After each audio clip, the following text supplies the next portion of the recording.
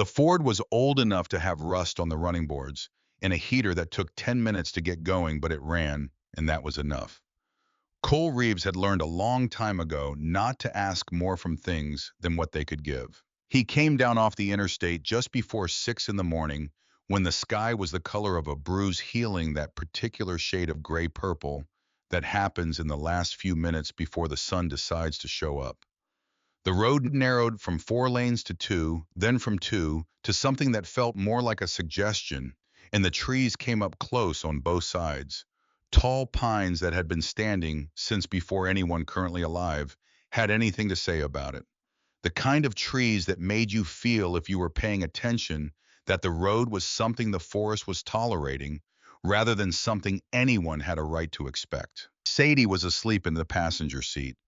She had her cheek pressed against the window and her stuffed rabbit tucked under her chin and her small mouth open just slightly.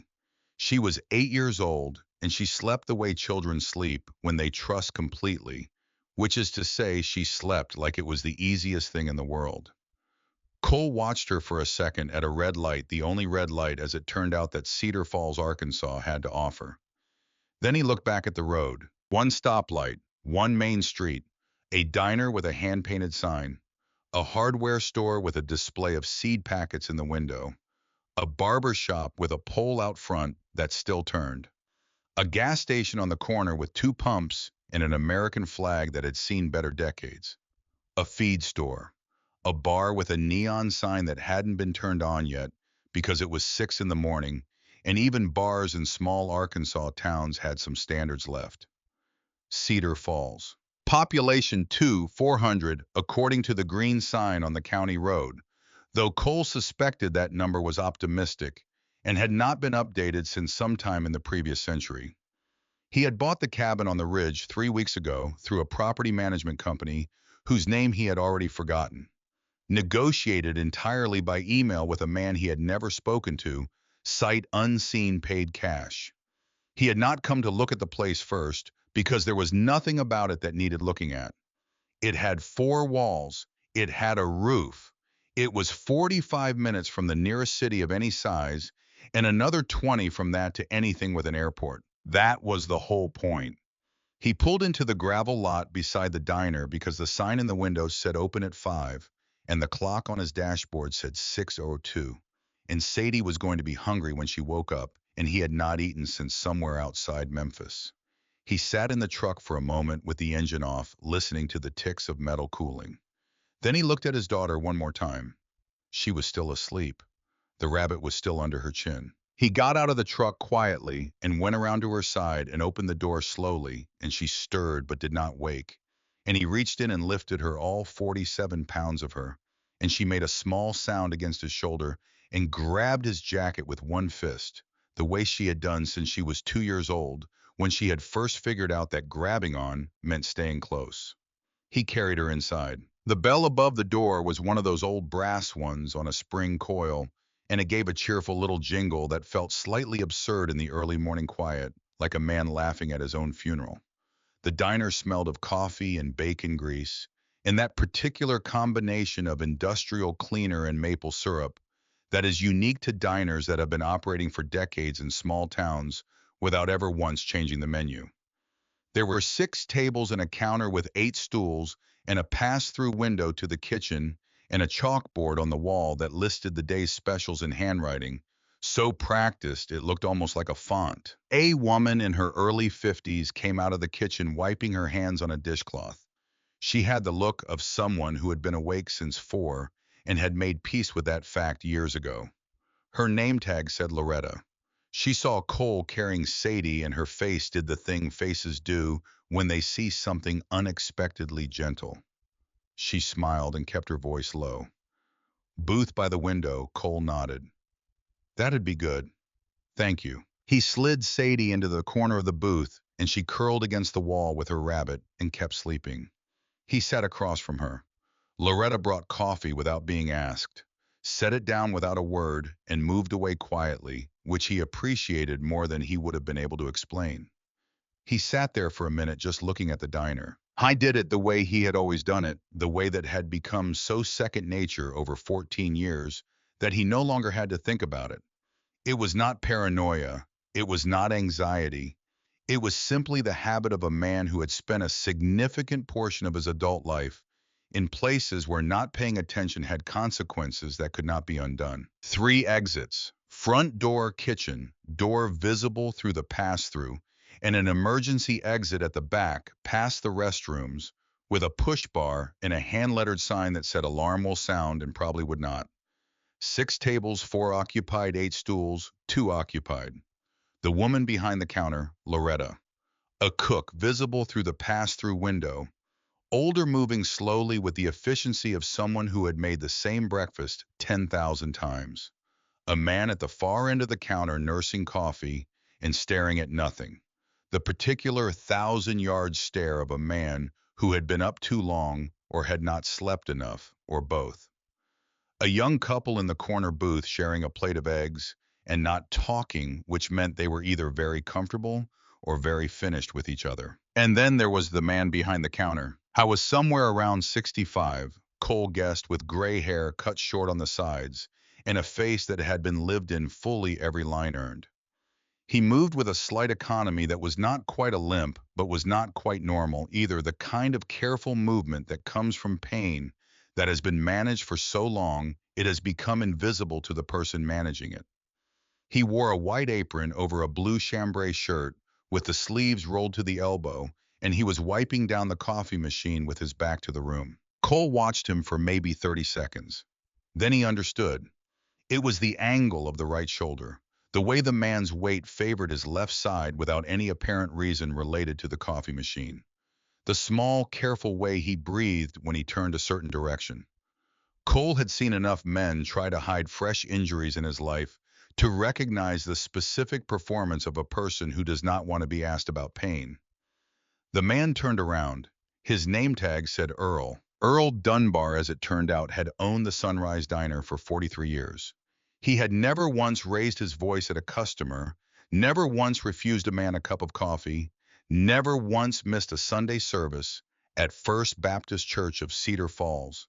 In those 43 years, a fact that the congregation noted and respected, and which Earl himself considered less a virtue than simply what you did. He had also approximately 90 minutes ago been on his knees behind his own counter with blood running down his chin while a man named Wade Calloway stood over him and explained patiently and without particular malice what the consequences of missing another payment would be. Earl had not told his daughter. He would not tell his daughter. His daughter lived in Fayetteville and had 2 kids of her own and believed that her father ran a successful small diner in a peaceful small town, and Earl intended to keep it that way for as long as he possibly could. He came over with the coffee pot, refilled Cole's cup. His hand trembled slightly, and the coffee caught the edge of the rim. He started to apologize. Cole said no harm done, and meant it in the way that sometimes those 3 words mean considerably more than those 3 words. Earl stopped. He looked at Cole for a moment. Not the quick professional glance of a man sizing up a customer, but the slower look of a man trying to figure out something he cannot quite name. First time in Cedar Falls, Cole said, "Yes, sir. Passing through, staying, actually. Bought the Hollings place up on the ridge." Earl's eyes shifted. Something moved across his face that was not quite concern and not quite fear, but was in the neighborhood of both. He said, "Son, I'm going to give you some advice, and you don't have to take it." Cole said, "I'm listening." Earl leaned slightly on the counter. He kept his voice low. "You got business in town, do it quick. You got groceries to buy them Monday mornings when it's quiet. You got a pretty little girl there, and she is a pretty little girl. You keep her close. You understand what I'm telling you?" Cole looked at him. "I think I do." "No," Earl said it quietly. "I don't think you do yet, but you will." He turned and walked back to the counter before Cole could say anything else. Cole watched him go. Then he turned back to his coffee. Sadie stirred across the table. She opened her eyes and looked around at the diner with the calm, evaluating gaze of an 8-year-old, determining whether this was a good or a bad place to be. "Daddy." "Yeah, Peanut. They have pancakes. How do you know the sign says pancakes all day?" "That's a persuasive argument. She smiled and looked out the window at the empty main street of Cedar Falls. And Cole looked at Earl Dunbar behind the counter, moving carefully so as not to use his right side more than necessary.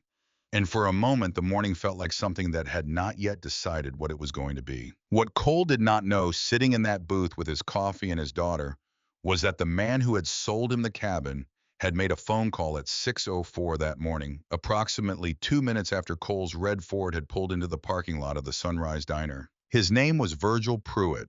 He was 41 years old, and he worked for a property management company that handled rentals and sales in Madison County and 3 surrounding counties, and he had been on Wade Calloway's payroll in one capacity or another for going on 9 years. He was not a violent man.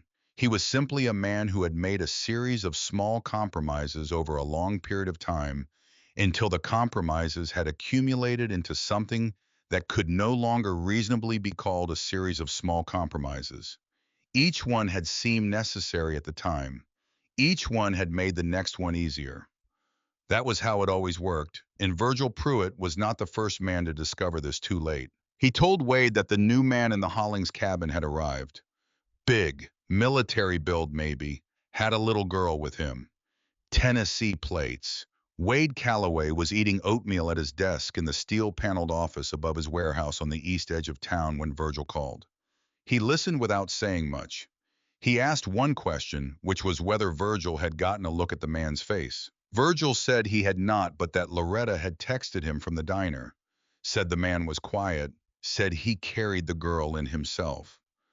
Wade scraped the last of the oatmeal from the bowl and set it aside.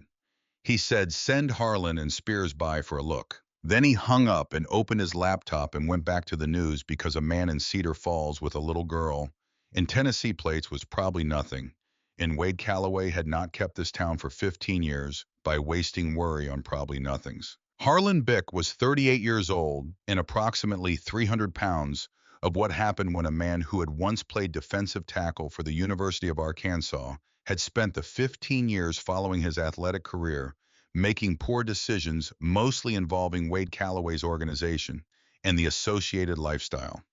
He had a jacket with a flaming skull on the back that he had bought at a truck stop in 2019 and wore with a frequency that suggested he believed it said something important about him. Spears Dutton was shorter and leaner and quicker and had the particular kind of dangerousness that comes from not thinking too far ahead.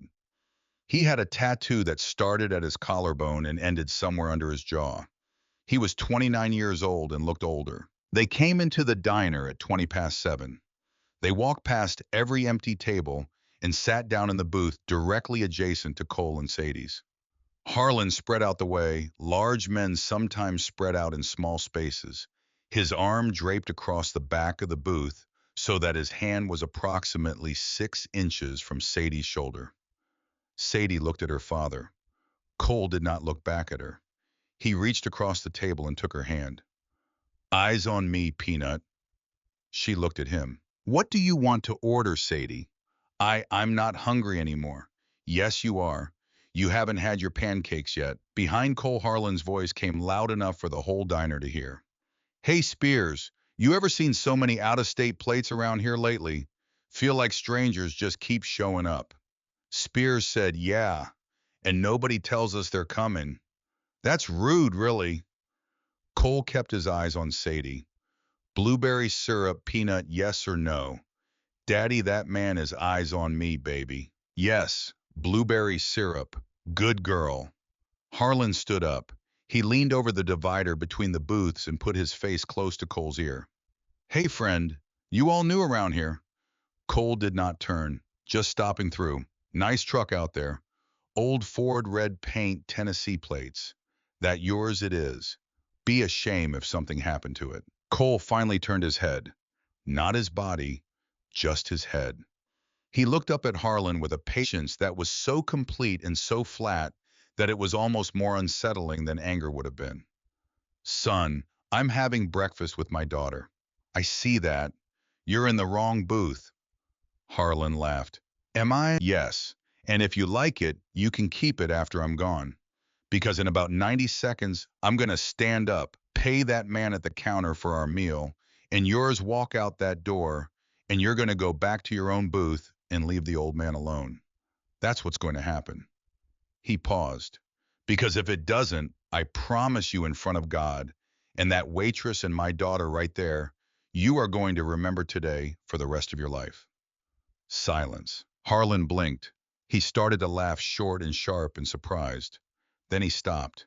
Because something in Cole's face had shifted something in the temperature behind the eyes, and Harlan Bick, who had intimidated a meaningful percentage of the adult population of Madison County, Arkansas, over the past decade and a half felt something he was not immediately able to name. He felt the particular sensation of being on the wrong side of a door that he had not realized was closing. Spears said quietly from the other booth, Harlan, let's get some coffee. Yeah, Harlan said. Coffee. He walked back to his own booth. Cole turned back to Sadie. His expression had not changed. Not once. Not from the moment the bell above the door had rung. Blueberry syrup peanut. Final answer, yes, Daddy. Good. Earl brought the pancakes himself. He leaned down as he set the plate in front of Sadie, and when he straightened, he spoke very quietly near Cole's ear. Son, you just did something. Cole looked up at him. I haven't done anything yet. Earl held his gaze for a moment. That's what worries me. Cole looked at the pancakes, at Sadie pouring syrup in a careful spiral the way she always did, at the morning light coming through the window and falling across the table and across his daughter's hair. He picked up his fork. He ate his breakfast. When he was done, he stood, took Sadie's hand, walked to the counter, and paid the check. Then he folded a $100 bill separately and slid it across to Earl. Earl looked at it, then at Cole. What's this for lucky guess? Earl's jaw tightened. Son, I can't take this. Yes, you can. He walked out with Sadie. The bell above the door jingled. At the booth, Spears had his phone out. He was already composing a text. In the steel-paneled office above the warehouse on the east edge of Cedar Falls, Wade Calloway's phone buzzed at 7:52 in the morning. He read the text, read it again, set the phone down, picked it up, called Spears directly. What do you mean he didn't flinch, boss? I mean he did nothing. Just looked at Harlan. Harlan walked back to the booth. Wade was quiet for a moment. Harlan walked away. Yes, sir, Wade said. Where is he now? Gone. Drove out. Red Ford. Said he bought the Hollings cabin. Wade looked at the ceiling. He chewed the inside of his cheek slowly. He said, don't do anything. Not yet. Then he called Virgil. Virgil, that county clerk in Fayetteville still owe you a favor. Yes, sir. I want a name by this afternoon. Red Ford pickup, Tennessee plates. Big guy, military build, bought the Hollings cabin, has a little girl with him. Background check, too. Everything you can get. On it, boss. Wade hung up. He poured himself a drink at 7:55 in the morning, which was something he almost never did. He stood at the window of his office, looking down at the floor of the warehouse below, where 4 of his men were moving product through the loading dock with the practiced efficiency of men who had done this many times. He was not worried. He had not survived 15 years in this county by being a man who worried easily. However, paying attention in a way that he had not had to pay attention in quite some time. Wade Calloway had grown up 40 miles east of Cedar Falls, in a house with a leaking roof and a father who solved most of his problems with the nearest available piece of lumber. He had left that house at 16 with $40 and the understanding that the world owed him nothing and intended to give him exactly that. What he had built in Cedar Falls over the following 3 decades had not been built through inheritance or luck or the goodwill of institutions that had never shown him any goodwill whatsoever. He had built it through the understanding that in places like Cedar Falls, where the county government was underfunded and the state government was uninterested, and the federal government might as well have been operating on the surface of another planet, somebody was going to fill the vacuum. The only question was who. He had decided at age 22 that the answer was him. He owned the bar. He owned the auto shop. He owned the feed store. He owned the gas station on Route 9. He had a stake in the property management company that Virgil worked for. He had a piece of the only motel in town. Half the employed adults in Cedar Falls worked for one of his businesses in one capacity or another, and the other half were aware enough of the situation to conduct themselves accordingly. Sheriff Dalt Grover had been on his payroll in the informal and entirely deniable sense of the word for the better part of 15 years, which was not something Wade thought about in those terms, but which was simply the way things worked, the way they had always worked, the way things worked in every small town, in every corner of America, where someone with enough patience and enough willingness to operate in the space between what was technically legal and what was technically illegal had decided to make themselves useful. I was not in his own estimation a villain. He was a man who understood how things actually worked. The problem with that particular self-assessment, which Wade had carried for a long time, without ever seriously examining it, was that the people who bore the weight of how things actually worked in Cedar Falls had a somewhat different perspective on the matter. Earl Dunbar, for instance, who had owned the Sunrise Diner for 43 years and who paid Wade a monthly fee that Wade referred to as a community investment contribution, and Earl referred to in the private language of his own skull as the price of not having his windows broken. Margot Winslow, whose husband Walter had owned a bookstore on Main Street until November of 2019, when two of Wade's men had come in after closing to discuss a late payment, and Walter, who was diabetic and 62 years old, and on the floor with a split lip and a sugar crash for 20 minutes before anyone found him, had never come out of the coma. Loretta Vance, who had lost her son Danny to something that had come off a truck that Wade had personally arranged in the fall of 2022, and who had stood behind the counter of the Sunrise Diner every morning since, and said nothing because she had learned, as so many people in Cedar Falls had learned, that saying something accomplished nothing and cost everything. These were not the terms in which Wade thought about Cedar Falls, sitting in his office at 7:55 on a Tuesday morning, drinking a glass of whiskey and watching his men move product through the loading dock. He thought about the jobs he provided. He thought about the loans he had made to people who could not get loans from banks. He thought about the roof he had paid to put on the Baptist church in 2015 and the $20,000 he had quietly given to the volunteer fire department the year before. He thought about all of it, and the thinking made him feel in a general and comfortable way that the balance sheet of his life in Cedar Falls came out somewhere in the positive column. This was the elaborate and well-maintained fiction of a man who had never been asked to look at it from the outside. He did not yet know that the man who had just carried a sleeping child into Earl's Diner at 6 in the morning and said, "No harm done," and left $100 for a man's broken spirit was about to ask him to look at it from the outside. He did not yet know anything about Cole Reeves, except that the man had made Harlan Bick walk back to his own booth without raising his voice. That was, however, enough to make him pay attention. Cole drove them up as a mountain road toward the cabin after breakfast. The road was narrow and unpaved for the last mile, switchbacking up through the pines with the valley spreading out below in the morning light. The cabin was old but solid, built by a man named Hollings in the late 80s, with the apparent intention of outlasting everything which it largely had. Wide porch on the south side, wood stove in the main room. 4 rooms total, which was 3 more than they strictly needed. Sadie found a patch of sunlight on the living room floor and decided it was where her rabbit lived now. Cole unpacked. Not the whole truck, just the essentials: clothes, food. The few things Sadie had insisted were non-negotiable, which included the rabbit already deployed, a box of colored pencils, and a coffee maker that was older than some of his former colleagues. He started the wood stove. He made coffee. He stood at the kitchen window and looked out over the ridge and down into the valley where Cedar Falls sat in the morning light, like something out of a calendar photo. The kind of image that implied a peacefulness that may or may not have accurately reflected the reality. He thought about Earl Dunbar, the angle of the shoulder, the careful, managed way of moving that belonged to a man who was in pain and did not intend to show it. I thought about Harlan Bick sitting back down at his booth when Cole had looked at him. He thought about something Sadie had said in the truck on the way up. "Daddy, yeah. Is that man okay? The one with the coffee."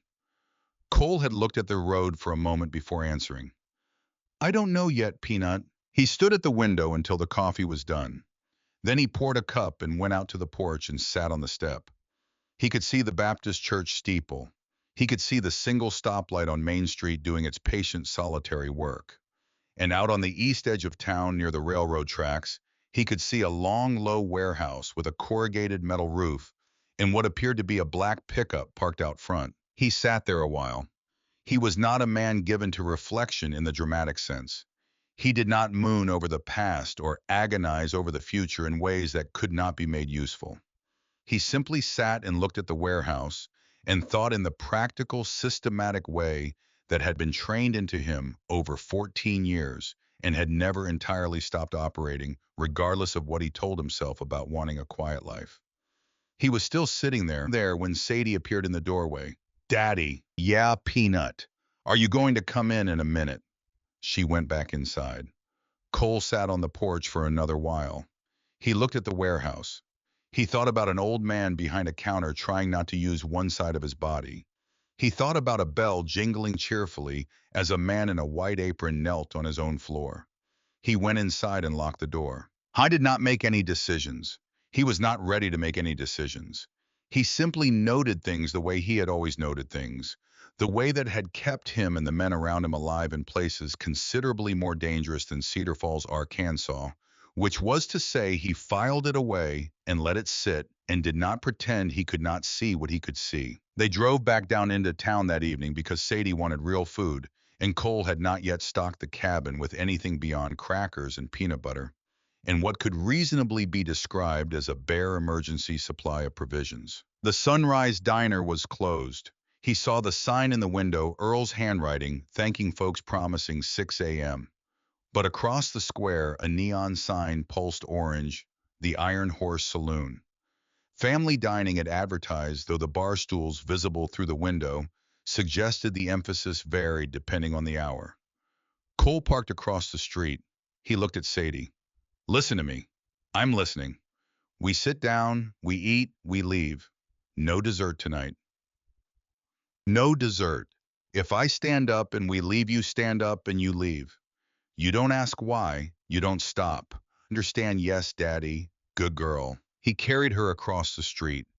The hostess, a woman in her 50s, with the particular competence of someone who had been doing this job for a long time and had stopped finding it either difficult or glamorous, led them to a booth in the back corner. Cole had asked for the back corner. She had given it to him without question, the way people sometimes give things to men who ask for them in a certain way. Cole had been in the room for 37 seconds. In those 37 seconds, he had counted 3 exits and noted the position of every person present, 27. He had identified the largest man in the room, a bouncer near the front door who weighed about 240 pounds and had the posture of someone who had done the job long enough to be bored by it. He had noted the bartender, mid-40s, slight hitch in the right leg, something in the set of his shoulders that suggested a history with a uniform of some kind, though Cole could not have said which branch from this distance. He had noted the jukebox playing something country, and the smell of the kitchen, and the 2 emergency exits, and the sight lines from every table to the bar. He had also noted, without looking directly at him, the man sitting alone at the far end of the bar. Not because the man was loud, not because the man was doing anything aggressive or unusual or in any way out of the ordinary for a man sitting alone at a bar at 7 in the evening in a small Arkansas town, but because of the way the man was sitting, the stillness of him, the particular kind of stillness that belongs to men who have learned to be still, because stillness has always preceded action and the habit never fully goes away. The man was watching Cole with the calm, unhurried attention of someone who had been waiting. I was 5'10", 180 pounds. He had a face that your mother would have invited to dinner. He was 47 years old, and he wore a jacket that fit well, and he had a glass of whiskey on the bar in front of him that he had not touched since Cole walked in. Cole looked at the menu. He ordered the chicken fried steak. Sadie ordered mac and cheese. They ate. The jukebox cycled through 3 songs. The room moved around them the way rooms move when nobody has done anything yet, which is to say, with the particular pretense of normalcy that settles over a space when everyone in it is aware that something is about to change. And then the man at the bar stood up. He did not hurry. He walked across the Iron Horse the way a man walks through his own living room. He stopped at Cole's booth. He rested one hand on the back of the bench and smiled down at Sadie. Well, hey there, sweetheart. What's your name? Sadie looked at her father. Cole looked up at the man. Can I help you? Name's Wade, the man said. Wade Calloway. I own a few things around here. Thought I'd come welcome the new family. That's considerate of you. Wade smiled. What's your name, friend? Cole. Cole what? Just Cole. Wade laughed. Short, genuine, appreciative. Just Cole. I like that. A man needs a little mystery, I always say. What brings you to Cedar Falls quiet? Quiet. Wade nodded slowly as though this was a profound and satisfying answer. Yes, sir. Well, I can understand that. A man wants quiet, he's come to the right place. Most of the time, sometimes Wade said things get a little loud. Old-timers forget to pay their bills. Strangers forget their manners. A man has to remind folks how things work around here. He smiled. Cole did not look away from him. I'll keep that in mind. You do that. Wade's eyes went back to Sadie. He bent down slightly. You stay close to your daddy, darling, all right? Town's got bears in the woods. I know, Sadie said. Do you now? Daddy told me. Daddy's a smart man. Wade straightened and looked at Cole for a long moment, then tapped the back of the booth with one finger. Enjoy your dinner, just Cole. He turned and walked back to the bar. Halfway there, without turning, without changing the rhythm of his step, without any visible preparation of any kind, Wade Calloway drew back his arm and threw the empty beer bottle over his shoulder. It flew in a lazy arc across the room. It hit the wooden panel of Cole's booth 3 inches from his left ear and shattered. Green glass scattered across the table. A piece landed on Cole's sleeve. Sadie screamed. Every head in the Iron Horse turned. Cole did not move. Not his hands, not his head, not his eyes. He sat with a piece of green glass on his sleeve and his daughter crying across from him, and he looked at Wade Calloway, who had now turned around at the bar and was wearing that same gentle dinner table smile. My apologies, loud enough for the room to hear. Slippery hands. The bouncer by the door laughed. One other man at the bar laughed. Nobody else made a sound. Cole reached across the table and took Sadie's hand. Eyes on me, Peanut. Daddy, there's glass.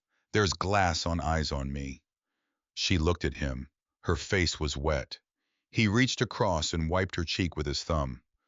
We're going home, he said quietly. Stand up slow. Hold my hand. Don't let go.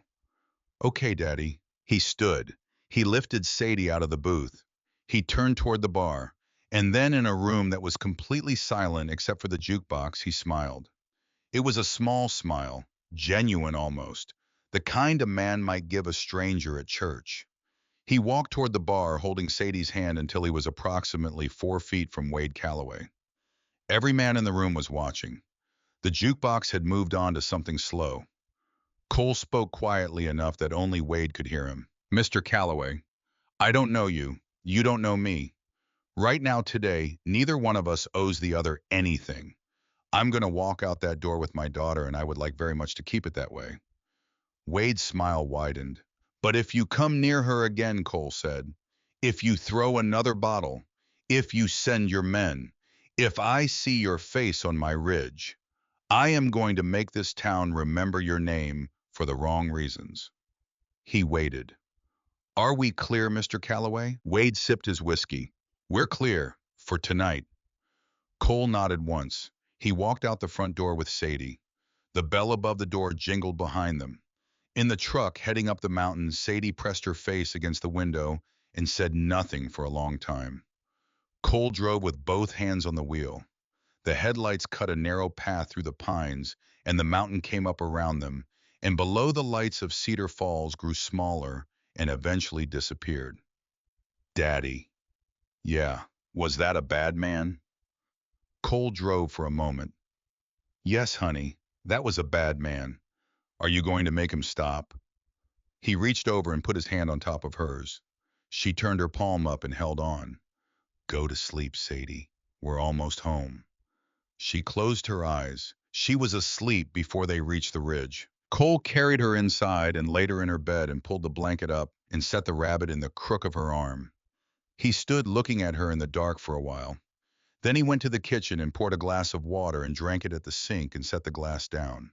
He looked at his hands. They were not shaking. That he thought was the problem.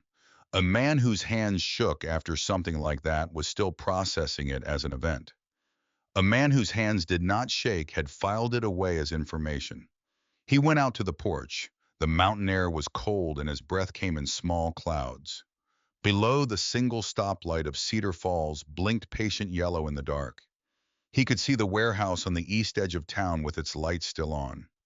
He looked at it for a long time. I thought about Kyle Mitchell, 19 years old, Eastern Afghanistan. The weight of him over 6 hours of mountain and the whole time knowing. He had not thought about Kyle Mitchell in almost 5 years, and now he was thinking about him in connection with an old man behind a diner counter who had tried not to use the right side of his body. He pulled out his phone, scrolled to a contact labeled Only Rourke. He stared at the name. Then he pressed the button. It rang 4 times. A voice answered with gravel in it. Miller Cole almost corrected him, then didn't. Hey, Rourke. Cole, Jesus.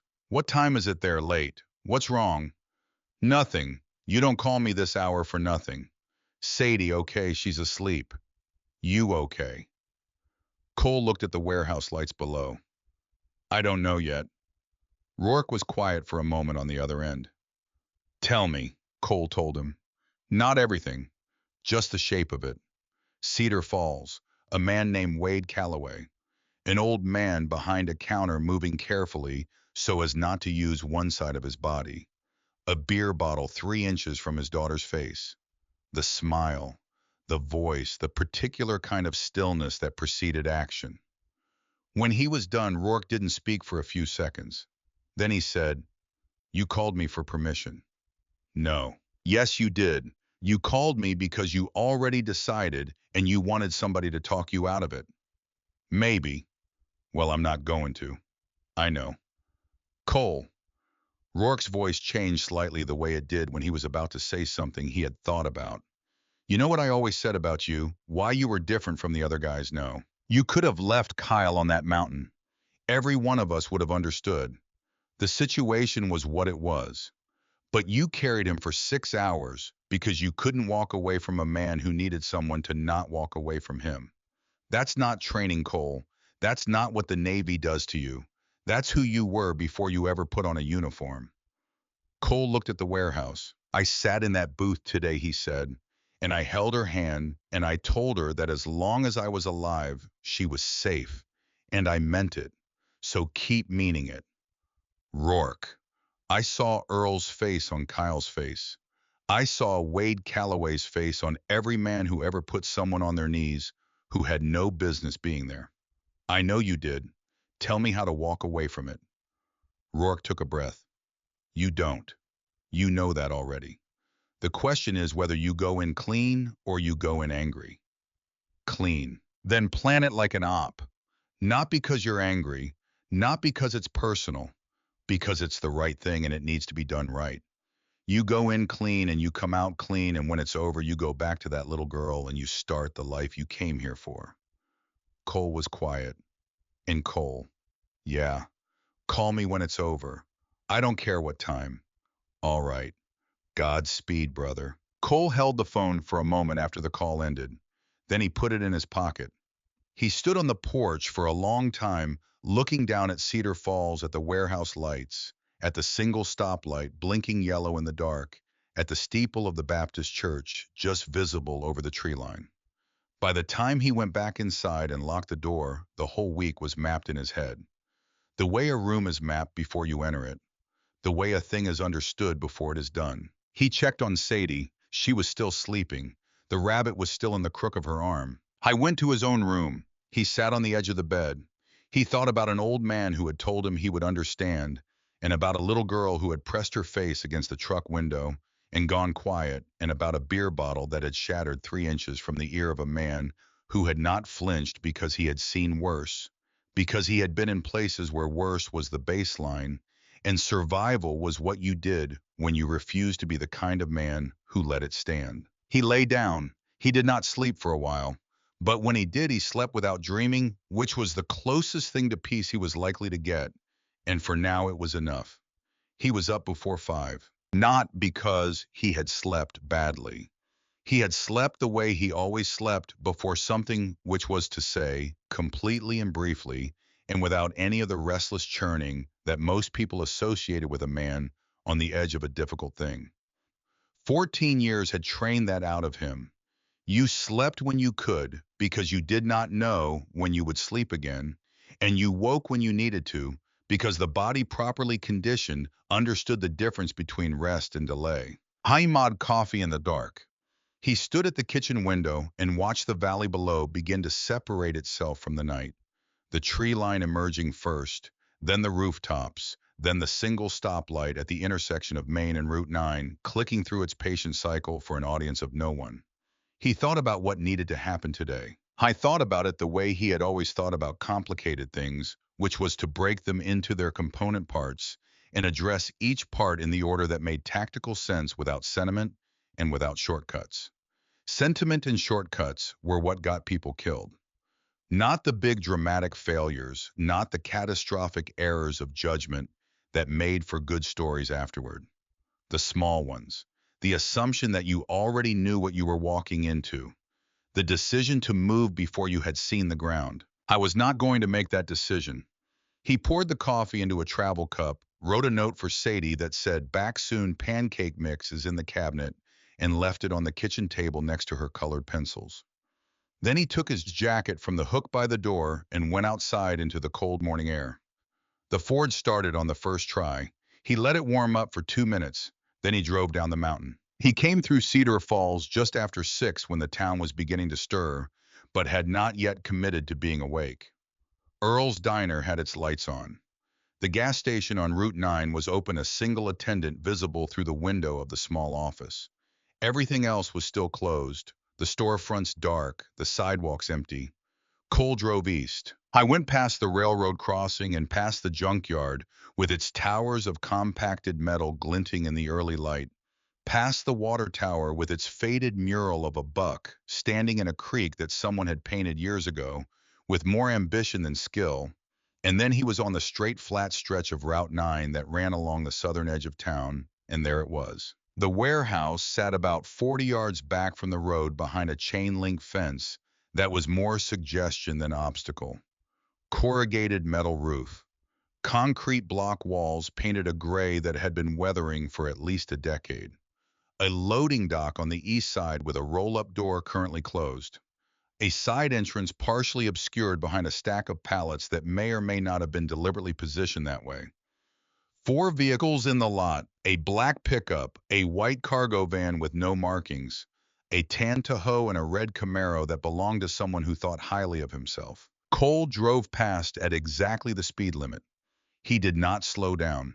He looked at the building the way he looked at everything, which was to say he looked at it completely in the time available, and stored what he saw with the efficiency of a man who had done this enough times that the process was no longer conscious. 2 security cameras on the front corners of the building angled to cover the road and the parking lot. A third above the loading dock. A fourth smaller positioned on the back corner in a way that suggested it was covering the side entrance. He kept driving.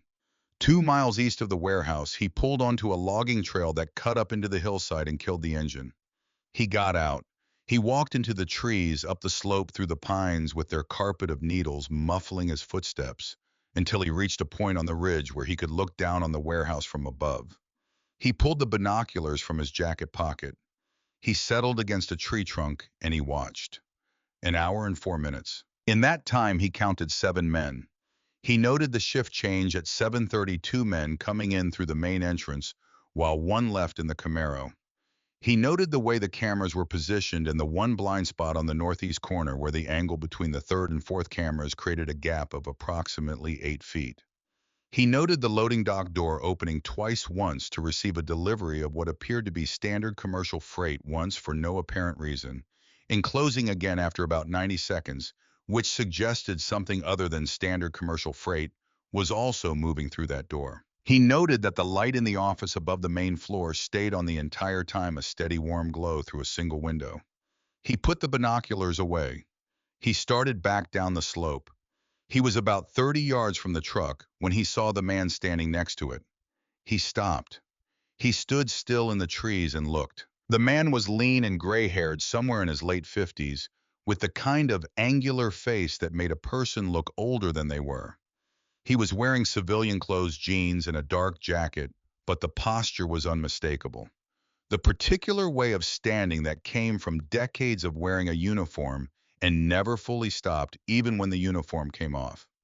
He had a rifle on a strap over his shoulder, held loose and pointed down, which was the posture of a man who wanted you to know he had a rifle without appearing to threaten you with it. Cole walked the last 30 yards at a normal pace.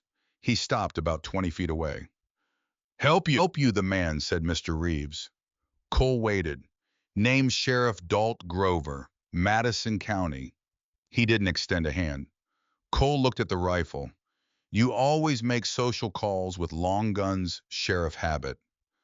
Grover's voice was flat, not unfriendly, the voice of a man who had learned to keep his register neutral as a professional tool.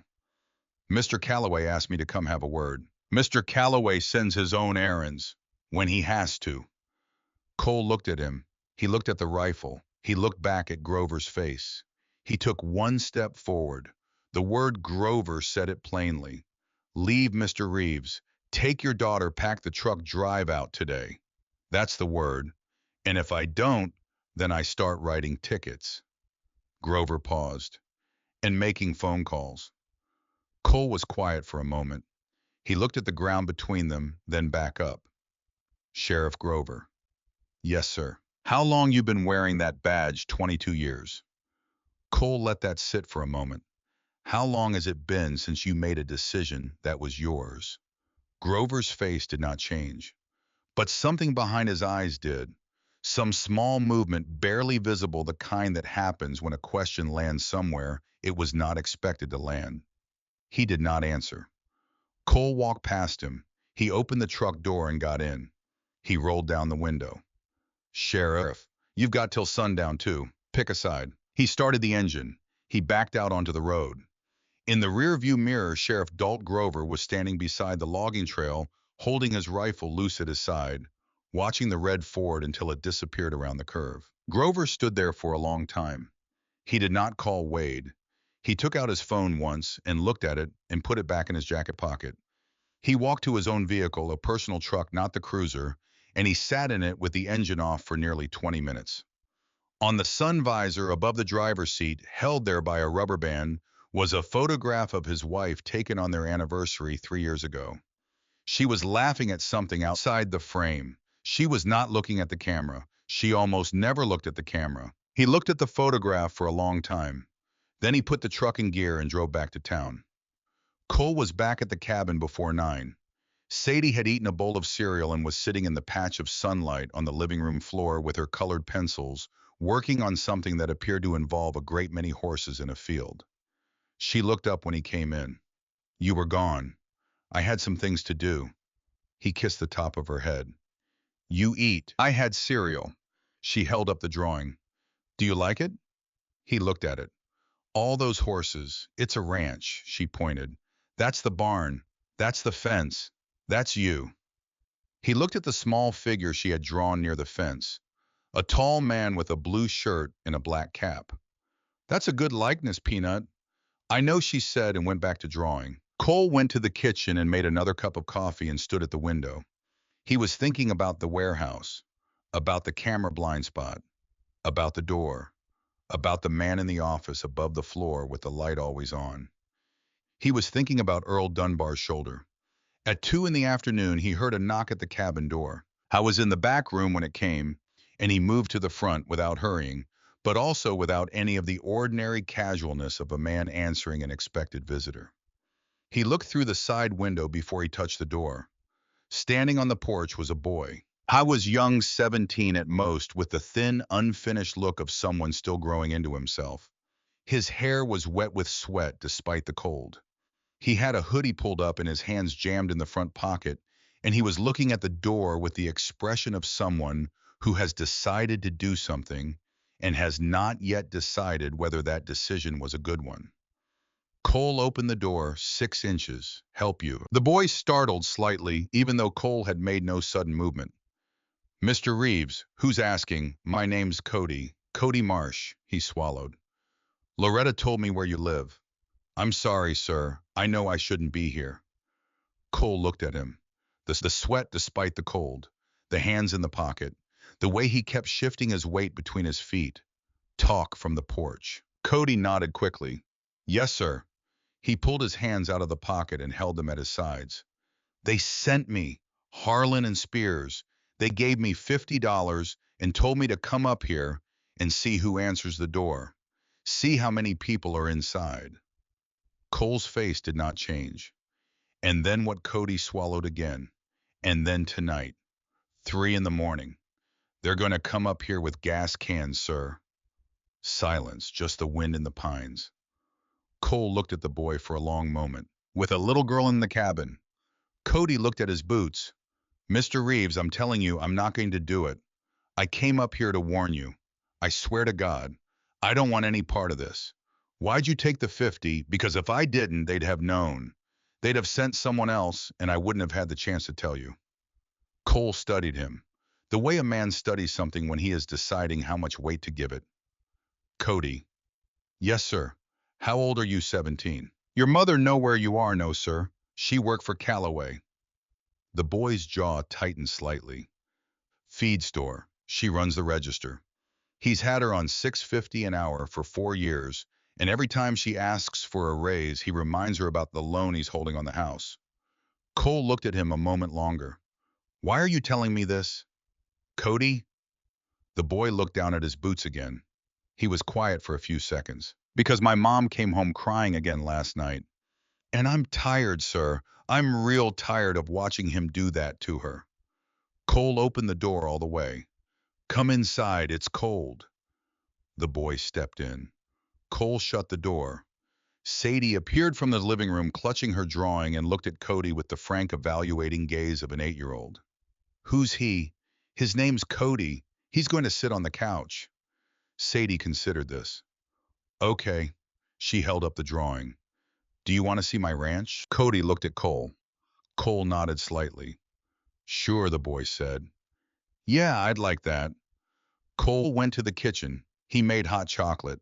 He brought it out and handed it to Cody and said, sit down. Cody sat.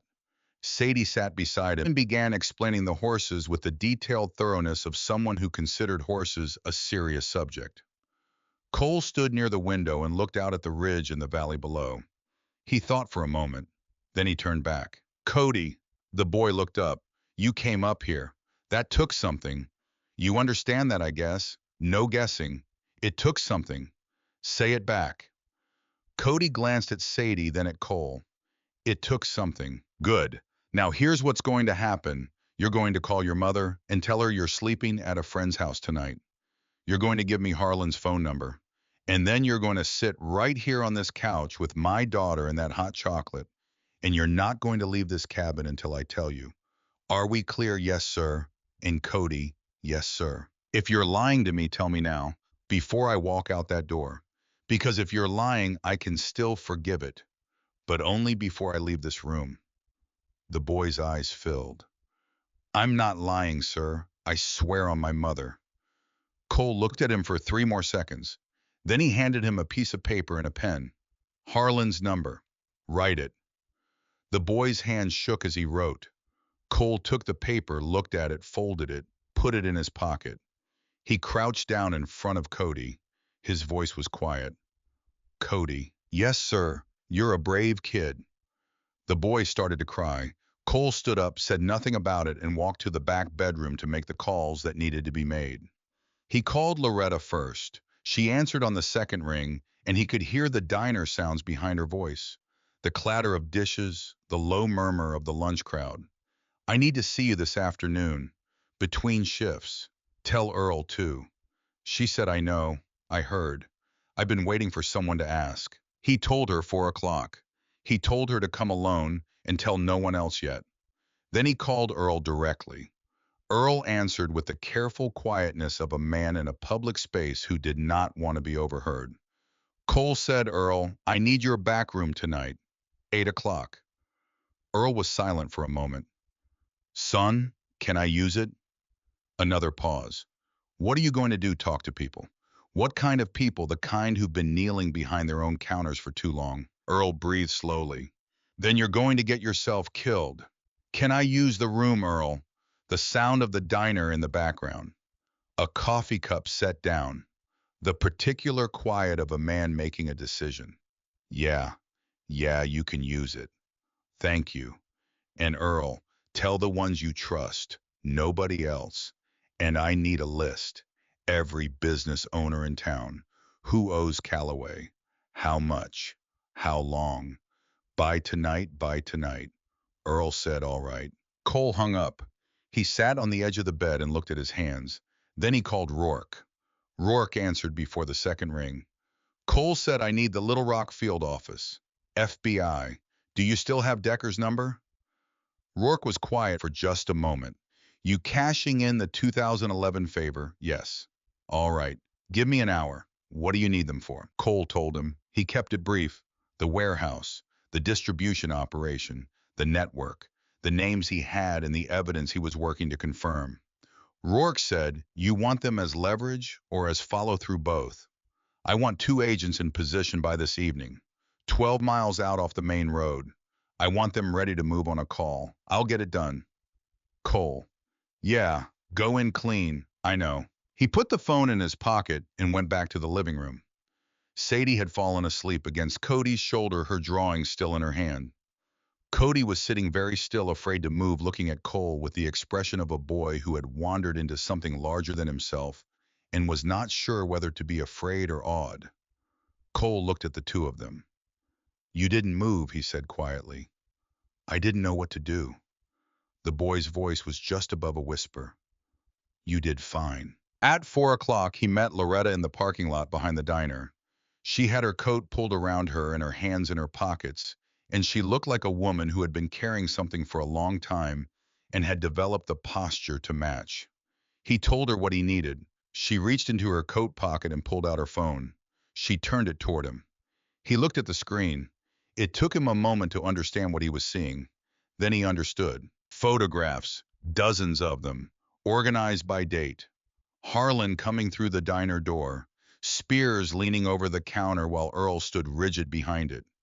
Wade himself once at a back table, once near the register. Clear images taken from an angle that suggested the photographer had positioned the phone in a way that looked casual but wasn't. He scrolled. The dates went back more than 4 years. He looked at Loretta. She said, I didn't know what I was building. She paused. I just knew somebody had to remember. How many? She said. 47 photographs and 3 videos. Cole looked at the phone. He thought about what that meant. 4 years of a woman standing behind a counter every morning, holding her phone in a way that looked like she was checking the time, quietly building the case that nobody had asked her to build and nobody had known about. For a day she had no reason to believe was actually coming. He said, your son's name was Danny. She didn't answer right away. Then, yes, sir, I'm sorry. She looked at the parking lot. Her jaw was set. She said, that truck, the one that came in November of 22. I saw the plates. I wrote them down. I've got that too, Cole said. Loretta, when this is over, you're going to have to give all of it to federal investigators. You understand that you're going to have to stand up and say what you know and how you know it. She looked at him directly for the first time. Mr. Reeves, I have been standing behind that counter for 3 years waiting for someone to ask. You think I'm afraid of standing up, he said. No, ma'am, I don't think that at all. At 8 o'clock that night, 7 people filed into the back room of the Sunrise Diner. Earl had set up the folding table with the mismatched chairs, the ones he used for the monthly church deacon meetings, and the fluorescent light above buzzed steadily and without apology. The room smelled of coffee and the old wood of the walls, and the particular closeness of a small space with people in it who had not been in a room together like this before, not for this purpose, not with this weight on it. Earl sat nearest the door because it was his diner, and because some habits of ownership run deep even when everything else is uncertain. Loretta stood in the corner with her arms folded. Margot Winslow, who owned the bookstore, and whose husband Walter had not come home from it in November of 2019, sat with her hands around a coffee cup she had not drunk from. Birch Tatum the barber, 80 years old, and built like a man who had decided that deteriorating was something that happened to other people, sat with his hands on his knees and his eyes clear and steady. Leroy Haynes from the hardware store, barrel-chested quiet, a man who communicated primarily through the set of his jaw. Garrett Penn from the gas station, who was 63 and had the look of a man who had been angry about something for a very long time without any outlet for the anger. Ferris Doyle, the pharmacist, who had come in last and had not yet taken his coat off. Cole stood at the head of the table. He looked at each of them in turn. He said, "My name is Cole Reeves. I've been here 4 days. I have a daughter. I came to Cedar Falls because I wanted quiet. That's still what I want." Nobody spoke. He said, "2 nights ago, a man named Wade Calloway threw a bottle at my head in front of my 8-year-old daughter. Tonight, a 17-year-old boy walked up a mountain to warn me that Calloway is sending men with gas cans to my cabin at 3 in the morning. He waited. He said, I am not a man who runs. I tried it once. It didn't take." Margot made a small sound, not quite a word. Cole said, "I'm going to tell you what I need. But first, I'm going to ask you something, and I want you to take it seriously. Anyone who wants to walk out that door right now can do it. No judgment, no consequences from me. I mean that." Nobody moved. He said, "All right, here's what I need. Testimony. Security camera footage from any business where Calloway or his men have appeared in the last 5 years. Financial records showing payments made under duress. Any documentation of any kind that puts Wade Calloway's operation in the light it deserves to be in." He looked at Ferris. Ferris said carefully, "I have video. 4 separate occasions. Harlan coming into the pharmacy after hours, taking controlled substances from the cabinet, passing them in the parking lot. To Calloway directly, to Calloway directly." Cole nodded. Then he looked at Garrett. Garrett said, 9 years of cash withdrawals. My card processor keeps a transaction log. Every payment I made to that son of a gun is in there with a date and an amount." Cole looked at Birch. The old man said 51 notebooks. He paused, letting that number sit. "I kept track of every dollar he ever took out of my till. 51 of them. The oldest one goes back to 1998. I've got dates, amounts, descriptions. I wrote it all down because my daddy taught me that a man keeps his accounts clean, and I figured that included accounts of what was done to him." Cole looked at Margot. She was quiet for a moment. Then she said, "My husband's autopsy report. I never filed it the way I was supposed to because I was told not to. I kept it. It's in a safety deposit box in Little Rock. I can have it here by Monday." Cole said, "Monday's good, Margot." She nodded. He was about to speak again when the door to the back room opened. Everyone turned. Sheriff Dalt Grover stood in the doorway. He was not wearing his uniform. He was wearing jeans and a work shirt, and he had his hat in his hand held at his side, the way a man holds a hat when he has come to a place where he is not sure of his welcome. The room went completely still. Grover looked at Cole. Cole looked at Grover. Grover said, "You told me to pick a side." The room was silent. He stepped inside. He did not sit down immediately. He stood near the door with his hat in his hand and looked at the people at the table. Each of them in turn with an expression on his face that was very hard to name, because it was several things at once. He looked at Margot last. He looked at her for a long time. She said, "You were there the night Walter died." "Yes, ma'am." "You knew who did it." "Yes, ma'am." "Your report said you couldn't identify anyone." He was quiet. "Was that a lie, Sheriff?" His jaw worked. He looked at the table for a moment. Then he looked at her directly. "Yes, ma'am." It was. The room was so quiet that the fluorescent light above them sounded loud. Margot looked at him for a long moment. Then she said, "Thank you for saying so." She put her hands back around her coffee cup. Grover sat down. Cole waited until everyone had settled. Then he said, "Here's how this works. Nobody in this room meets again. You don't talk to anyone about this. What you've collected, you bring to Earl one piece at a time, spaced out over the next 3 days. You do it casually. You do not rush. You do not draw attention. He looked around the table. Tomorrow Wade Calloway is going to make a move. He may make it at my cabin tonight, or he may wait until morning, but he is going to move. When he does, I need all of you exactly where you are, doing exactly what you've always done. You do not stand up for me. You do not speak up for me. You do not come to my aid under any circumstances. Leroy frowned. Mr. Reeves, that's Cole said. Am I clear? Leroy closed his mouth. Cole said, when it's over, you will hear about it. When you do, you will shake your heads. You will say, what a shame. And then you will open your stores and pour your coffee and sell your hardware and live your lives like any other Wednesday morning. That is the job. Are we understood? They nodded one by one. He looked at Grover.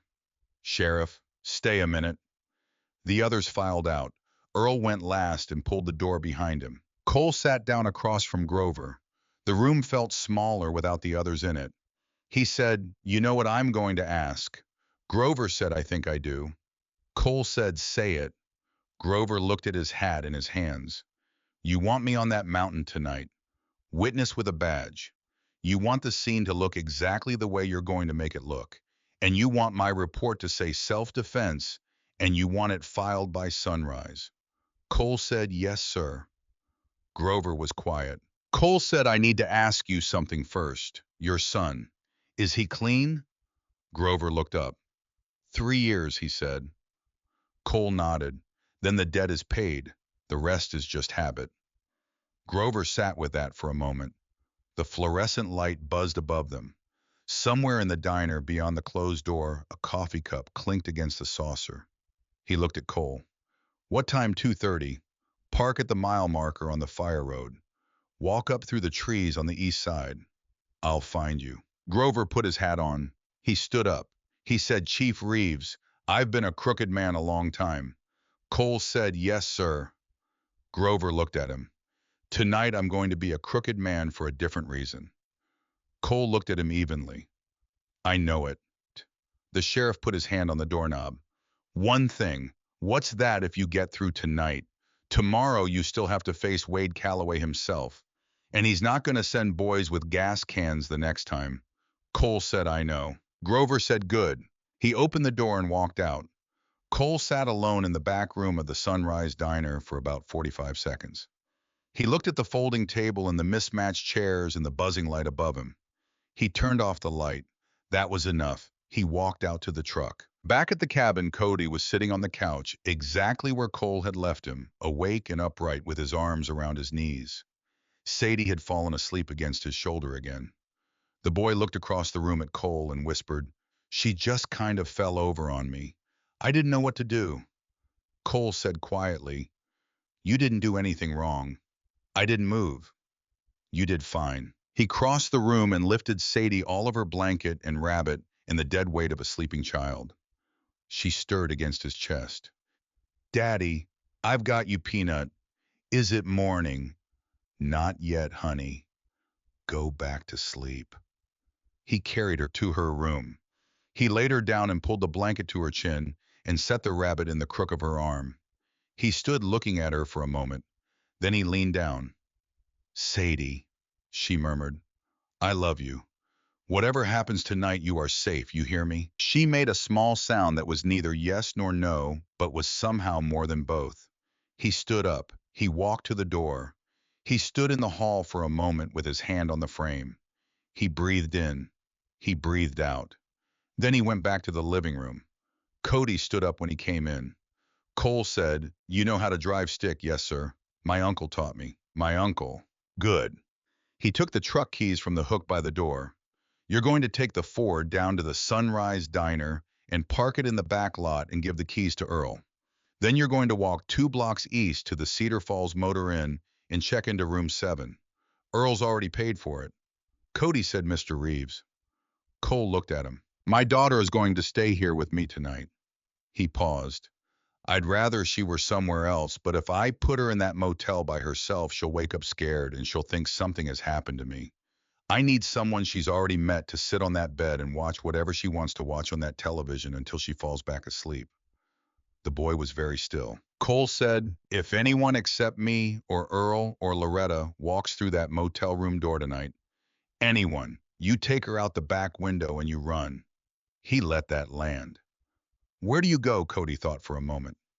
St. Andrews. Father Geary keeps the side entrance unlocked. Why Father Geary? Because he's the only man in Cedar Falls that Wade Calloway has never tried to own. Cole looked at him. Good answer. I went to the bedroom. He woke Sadie gently the way you wake a child when you want them to stay mostly asleep, and he told her she was going on a little adventure with Cody. She rubbed her eyes and nodded the way children do when they are too tired to argue, and he carried her to the truck wrapped in her blanket and buckled her into the middle seat and put the rabbit in her lap. Sadie. Yeah, Daddy, I'm going to come see you in the morning. Promise cross my heart. She looked at him with half-closed eyes. Where are you going? I have to stay here a little while. Cody's going to take you to a place with a big television, and you can watch whatever you want. Okay, Daddy. He kissed her forehead. He stepped back. He shut the door. Cody had come around to the driver's side. He stood there for a moment. Mr. Reeves. Yeah, I don't have a dad. Cole looked at him. I just wanted to say that. The boy looked at his boots. I don't know why. Cole put a hand briefly on the boy's shoulder. He held it there for a moment. Then he stepped back. Cody got behind the wheel. He put the truck in gear. He drove down the mountain road slowly and carefully in the dark, with an 8-year-old girl asleep in the middle seat and her rabbit in her lap. Cole stood in the driveway and watched the taillights disappear around the first curve. Then the mountain was quiet. He stood there for a moment in the cold. The stars were out, the particular density of stars that you only see far from city lights, the kind that remind you the sky is not a ceiling, but a depth. He breathed in the pine air and the cold and the quiet.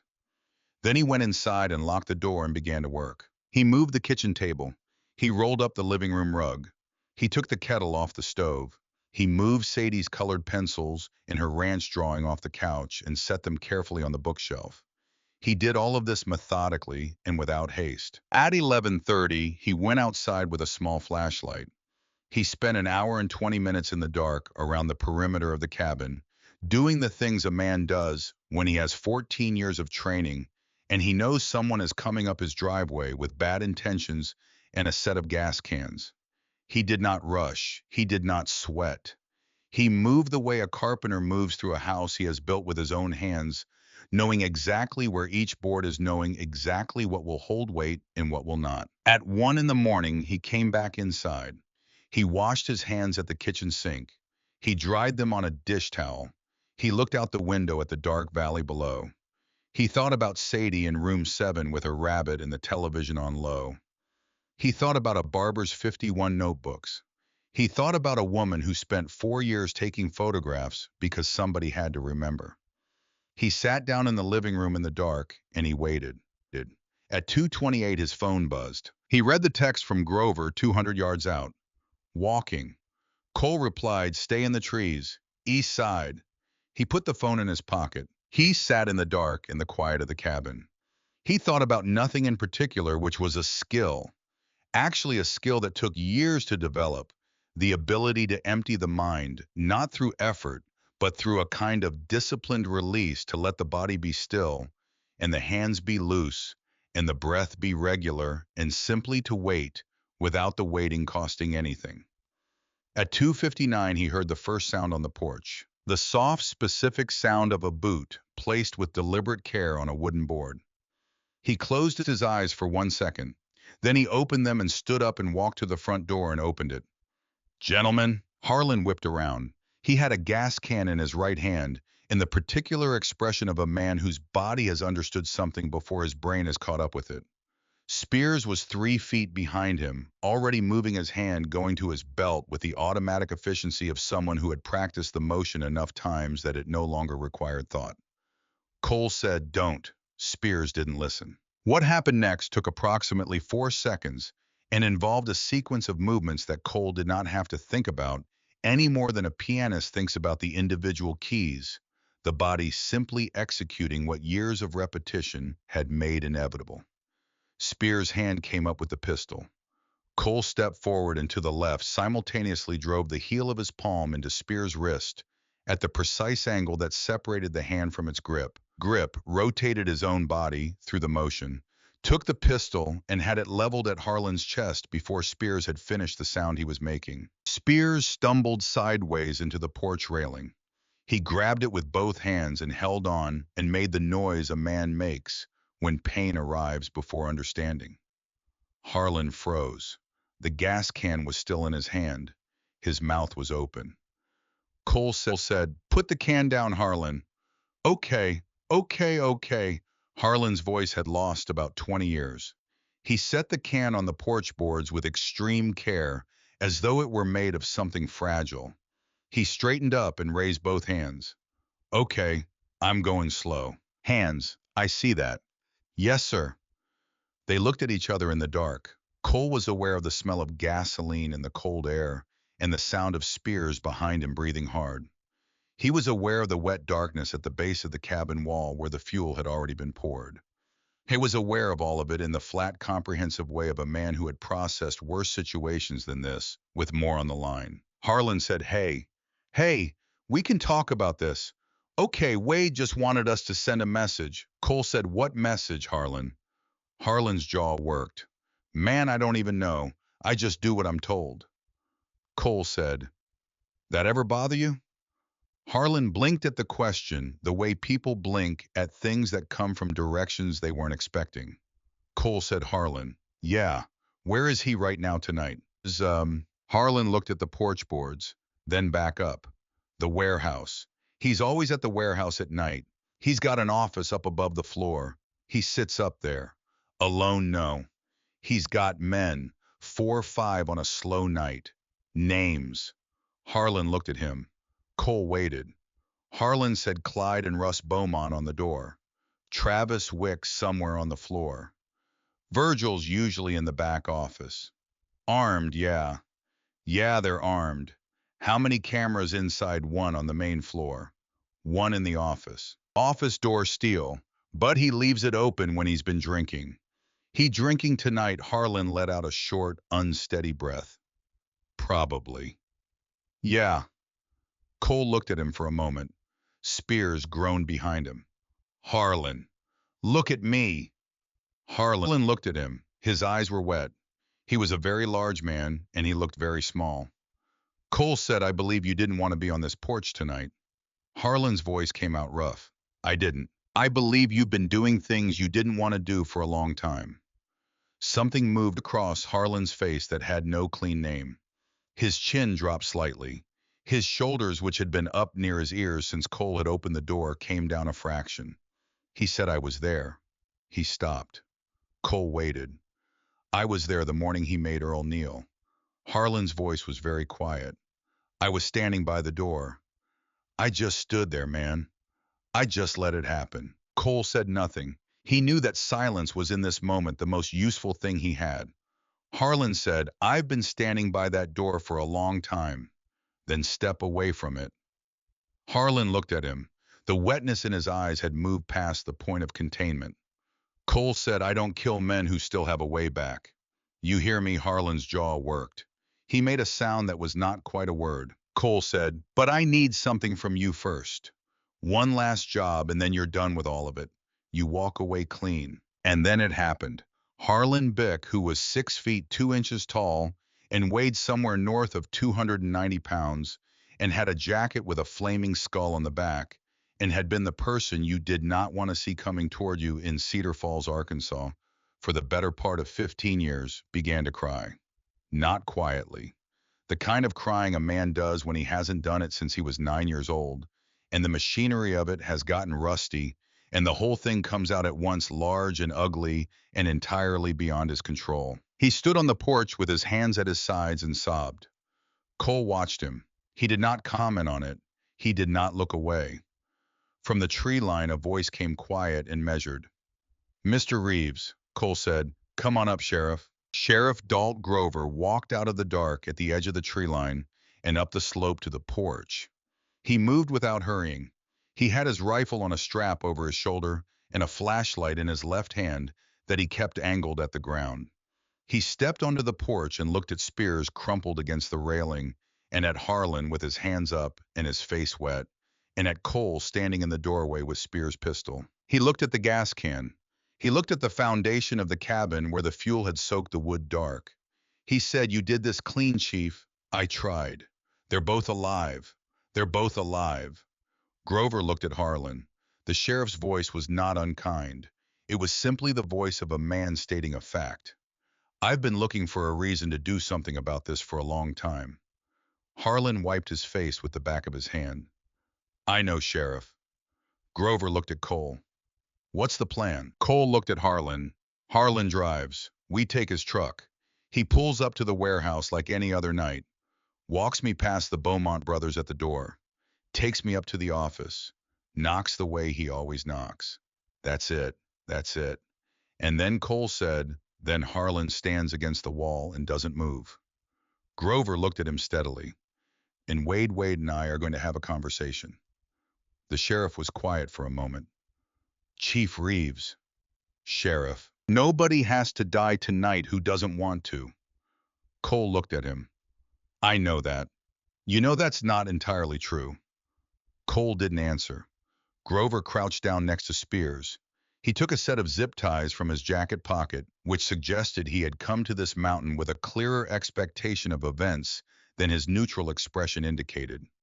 He secured Spears' wrists and stood up. He said, "Spears is going to ride in my truck to the county line.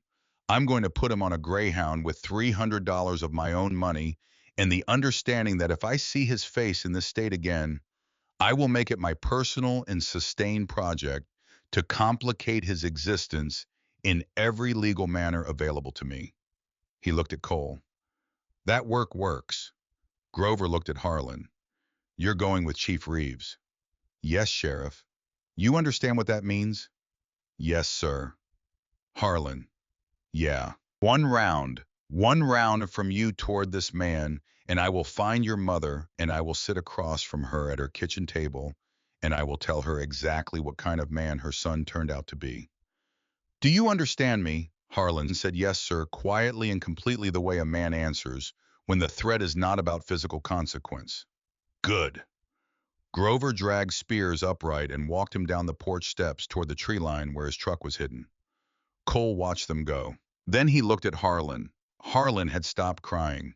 He was standing with his hands at his sides and the porch light falling across his face, and he looked like a man who had just put down something very heavy and was not yet sure how to feel about the absence of the weight. He said, "I ain't good at this." Cole said, "At what?" "Being one of the good ones." Cole said, "Nobody is. That's why you practice." "Practice starting tonight." Harlan looked at him. Then he looked at the gas can on the porch boards. Then back at Cole. "One more thing," he said. Cole waited. Spears was supposed to text Wade when the fire was lit. Signal so Wade could sleep easy. Cole was still. He said, "What was the signal text?" "Two words." Harlan paused. "It's done." Cole held out his hand. Harlan reached into his jacket and produced a phone. Cole took it. He unlocked it, no passcode, and found the thread. It was labeled with a single initial. He typed the two words. He hit send. He put the phone in his pocket. He said, "Drive." They walked down the drive to Harlan's truck. Cole got in the passenger side. He did not carry a weapon into the vehicle. Harlan noticed this. He said nothing about it for almost a mile. Then he said, "You're not taking anything in there." Cole said, "No." "Why?" "Because if I bring a weapon in there, it becomes a different kind of conversation." Harlan drove. The road came down off the mountain and flattened out, and they went through the dark, empty intersection at Main and Route 9. The stoplight cycling through its colors for no one, and then east on the county road toward the railroad tracks. Harlan said, "What if he doesn't sign?" Cole looked at the road ahead. "He'll sign." "How do you know?" "Because I'm going to give him the same choice I gave you. And Wade Calloway is many things, but he is not a man without sense." Harlan was quiet for a moment. "Then he's not going to like it." "No, he's not." Another silence. The warehouse lights appeared in the distance ahead. Harlan said, my mom used to work at that diner before Earl bought it. She was the Tuesday-Thursday waitress for about 6 years. I ate pancakes at that counter when I was 8 years old, man. Right next to Earl. I watched Wade make him kneel and I didn't do anything. I just stood by the door. Or, Cole said, you're here now. Harlan said, I know. Cole said, that counts. Does it? Cole looked at the warehouse coming up on the right, its lights burning in the black pickup in the lot. Yeah, Harlan, it counts.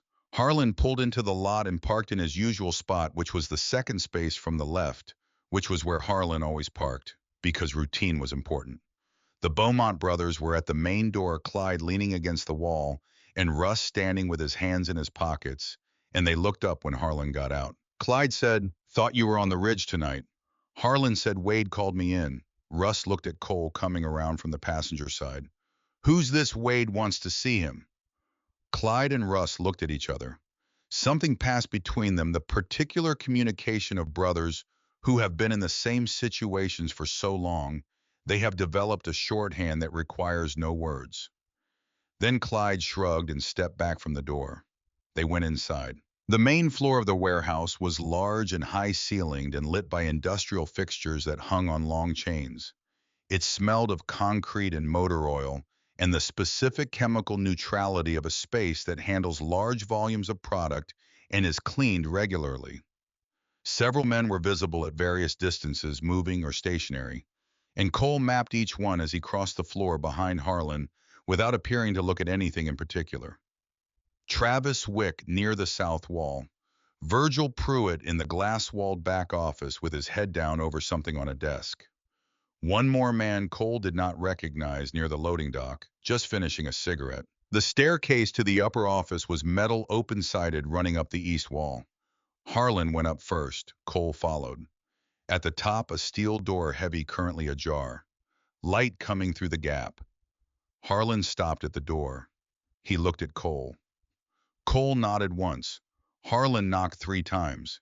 His knock, the one Wade recognized. A voice from inside said, Harlan. Where's Spears? Harlan said. Right behind me, boss. Bring him in. I want to hear it from him. Harlan opened the door. He stepped to the side.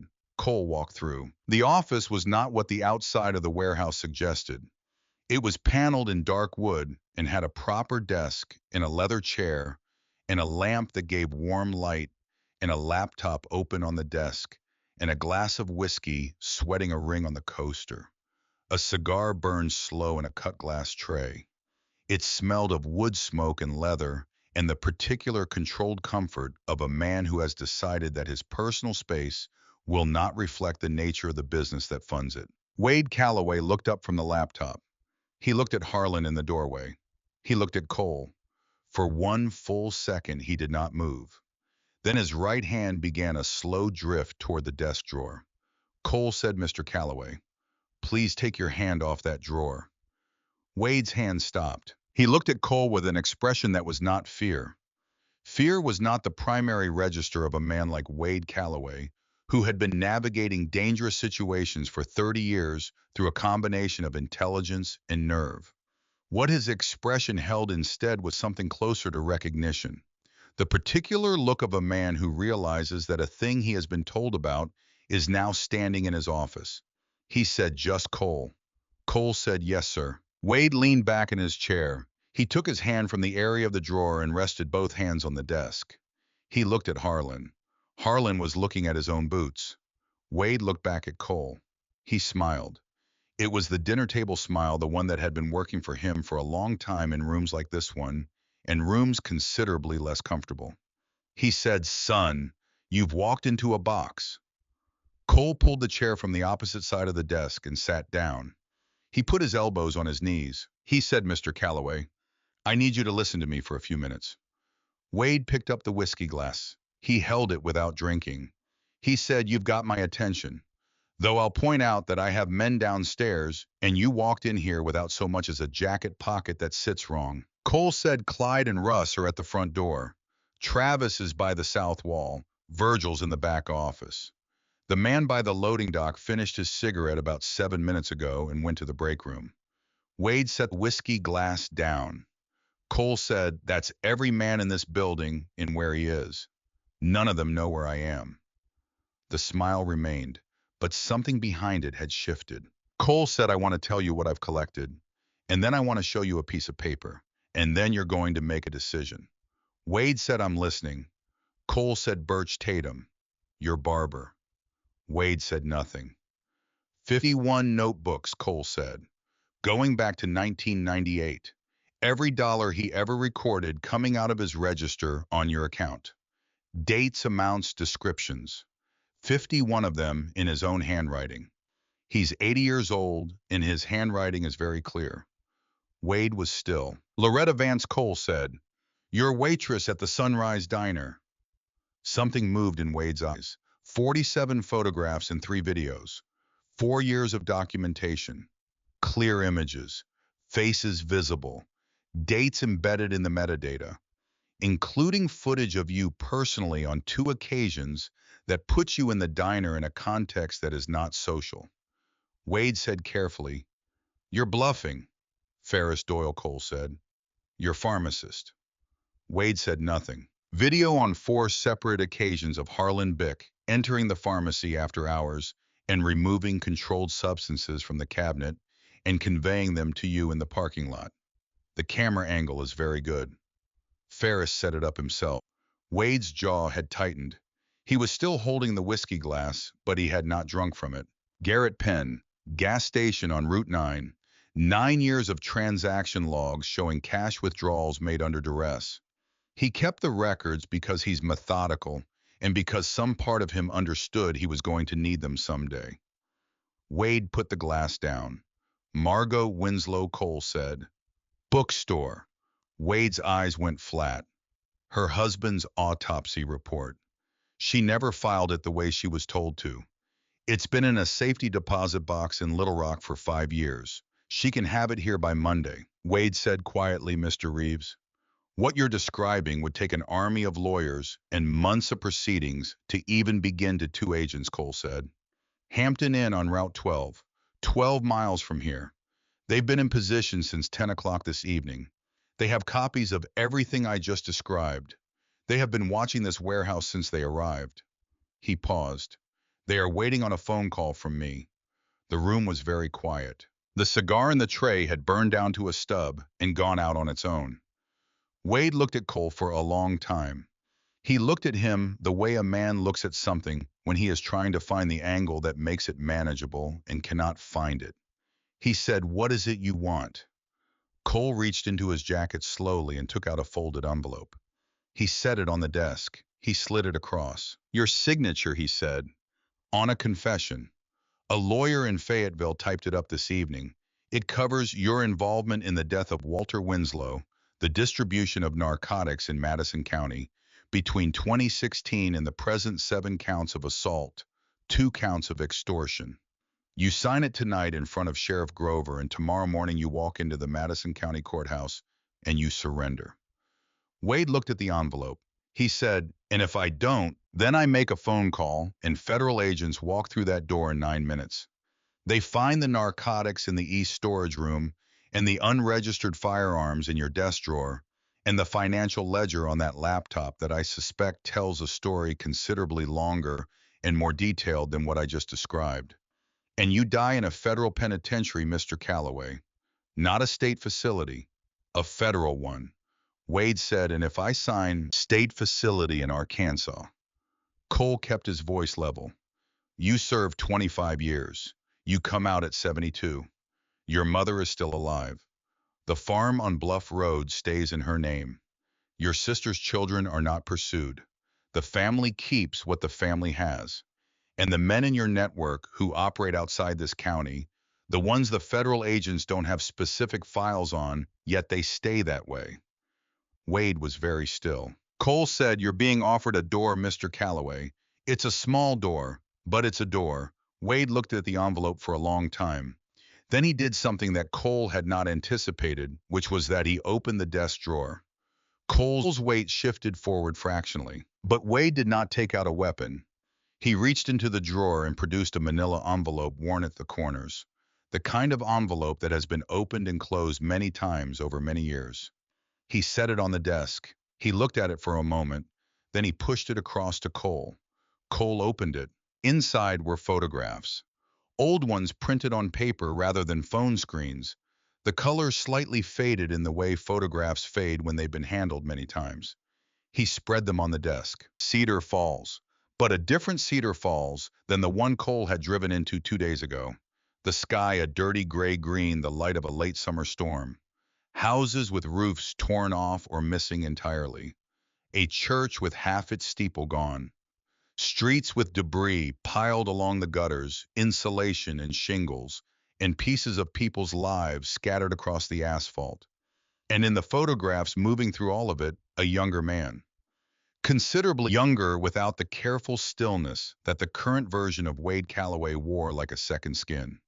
This version was in work clothes with dirt on his knees and sawdust on his jacket, moving between damaged houses, with other men around him hauling materials on a roof with a nail gun, at a folding table with paper spread in front of him, and people standing around it looking at him like he was the only person who knew what to do. Cole looked at the photographs. Wade said August of 2009.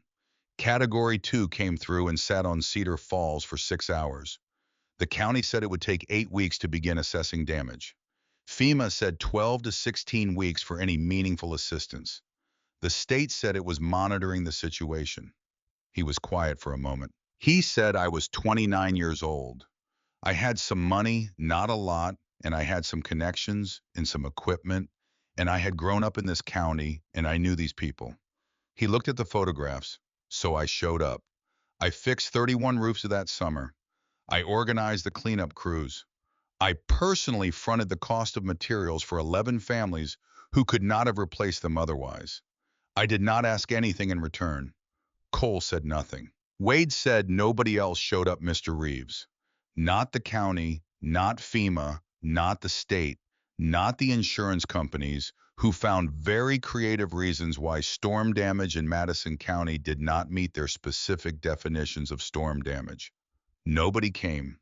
He paused. Just me. Cole looked at the photographs, at the younger version of this man on the roof of a stranger's house with a nail gun in his hand. He said, "That's not justification, Mr. Calloway." "No," Wade said. "I know it's not." He leaned back. He looked at the ceiling. He said, "You want to know the thing about power, Mr. Reeves, the thing that nobody tells you until you already have it. It moves. It starts as something you pick up because nobody else will, and it is useful, and it solves problems, and people are grateful for it. And then it moves, slowly, so slowly you don't notice it happening. And one day you're standing in a diner at 6 in the morning, holding a man down behind his own counter, and you are not the same person who nailed shingles for free in August of 2009. And you cannot for the life of you clearly identify the moment it changed." The room was very quiet. Even the building seemed to hold still. Cole said, "That's why there's a door, Mr. Calloway." Wade looked at him. Cole said, "Because the man in those photographs is still in there somewhere. And I would rather that man walk through a door than not." Wade was silent for a long time.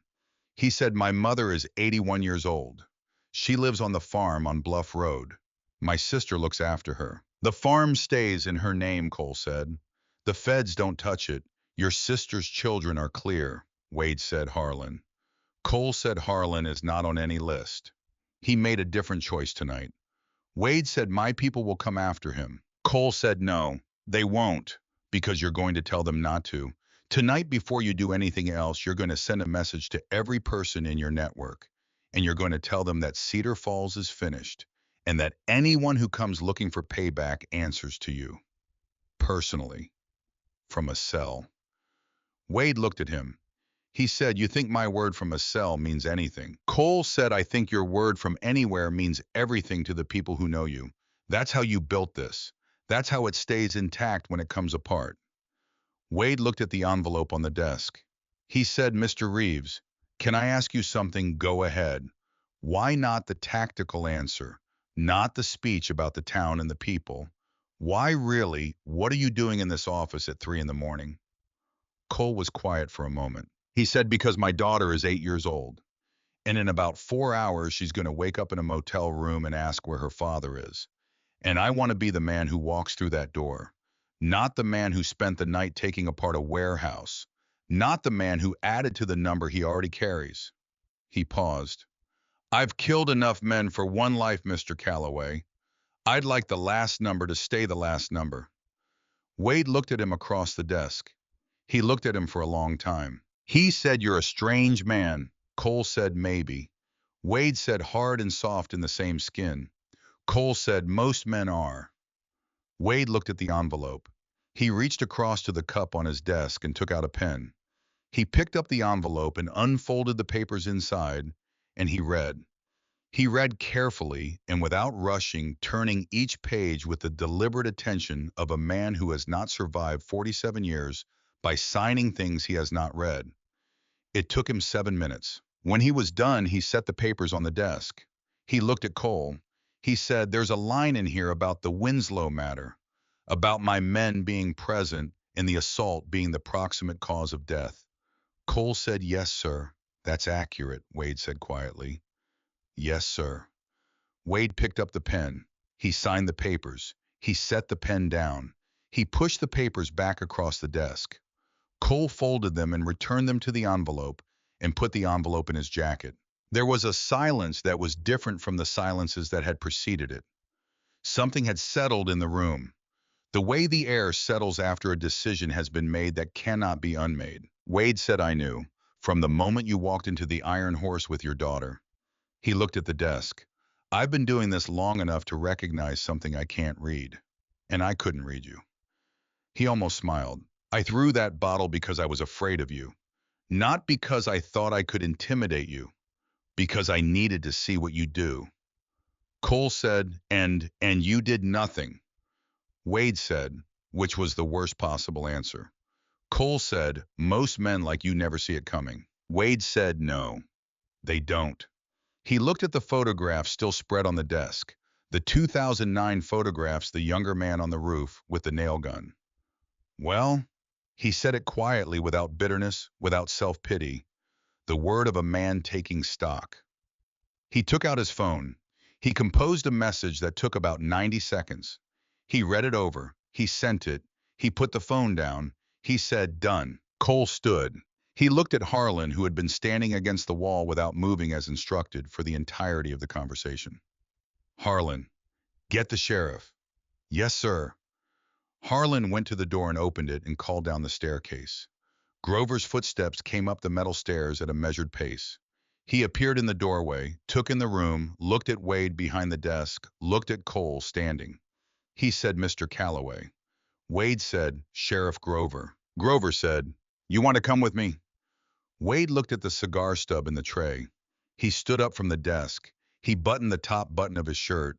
He smoothed his jacket.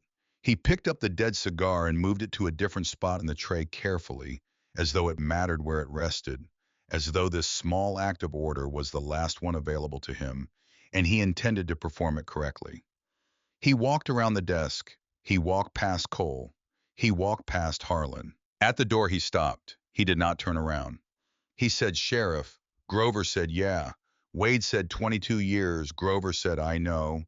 Wade said, "Is this where you apologize?" Grover said, "No. That part was last month. You just didn't hear it." Wade nodded once. He walked through the door. Grover followed him. Cole stood in the office alone for a moment. He looked at the photographs on the desk. A younger man on a stranger's roof in August of 2009. He left them there.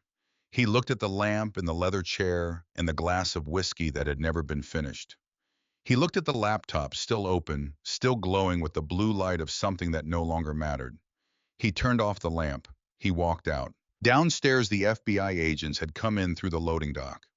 Clyde and Russ Beaumont were secured near the south wall, both sitting on the floor, with the resigned expressions of men who had understood before the evening was over that the evening was over. Travis Wick was against the wall near the stairs, with his hands behind his head. Virgil Pruitt had come out of the back office on his own and was standing with his hands up, talking to one of the agents in the particular rapid and earnest way of a man calculating how much cooperation might be worth. He would cooperate fully, as it turned out. He would cooperate so thoroughly and so completely that his lawyer would later describe it as the most productive client conversation he had ever witnessed. Virgil Pruitt had spent 9 years making small compromises. He was done making compromises of any size. Wade walked across to the warehouse floor for the last time. He walked between the men and the agents and the equipment and the materials and all the physical evidence of 15 years of his life, and he looked at none of it. He walked to the front door and threw it into the night air. Grover's cruiser was parked by the entrance. Grover opened the rear door. Wade got in. He sat down. He closed his eyes. The door shut. Harlan stood at the top of the warehouse steps. Cole put a hand briefly on his shoulder. "Come on," he said. They walked out into the night. The sky in the east was beginning to change. Not light exactly, not yet, but the particular quality of dark that precedes light, where the black starts to separate from itself and becomes multiple shades of darkness, each a little less absolute than the last. Cole stood in the parking lot and looked at it. Harlan stood beside him. After a moment, Harlan said, "Is it over?" Cole said this part. "What happens now?" "Now I go get my daughter," Harlan said. "Mr. Reeves." Cole looked at him. Harlan said, "For what it's worth, those pancakes at Earl's counter when I was 8. That diner. That's what Cedar Falls was supposed to be." Cole looked at him for a moment. He said, "Go home, Harlan. Sleep. Come back tomorrow and do something different." Harlan looked at the lightening sky. "Okay," he said. "Yeah, okay." I walked to his truck. He got in. He sat there for a moment with his hands on the wheel and the engine off. Then he started it and drove out of the lot and onto Route 9, heading west away from the warehouse toward whatever came next. For a man who had chosen at 3:15 in the morning to step away from a door he had been standing beside for a very long time. Cole pulled out his phone. He called Rourke. Rourke answered on the first ring. "It's done," Cole said. Rourke said, "You okay?" Cole said, "Yeah." Rourke said, "Clean." Cole said, "Clean." There was a pause. Rourke said, "Go get your daughter." Cole put the phone in his pocket. He looked at the sky one more time.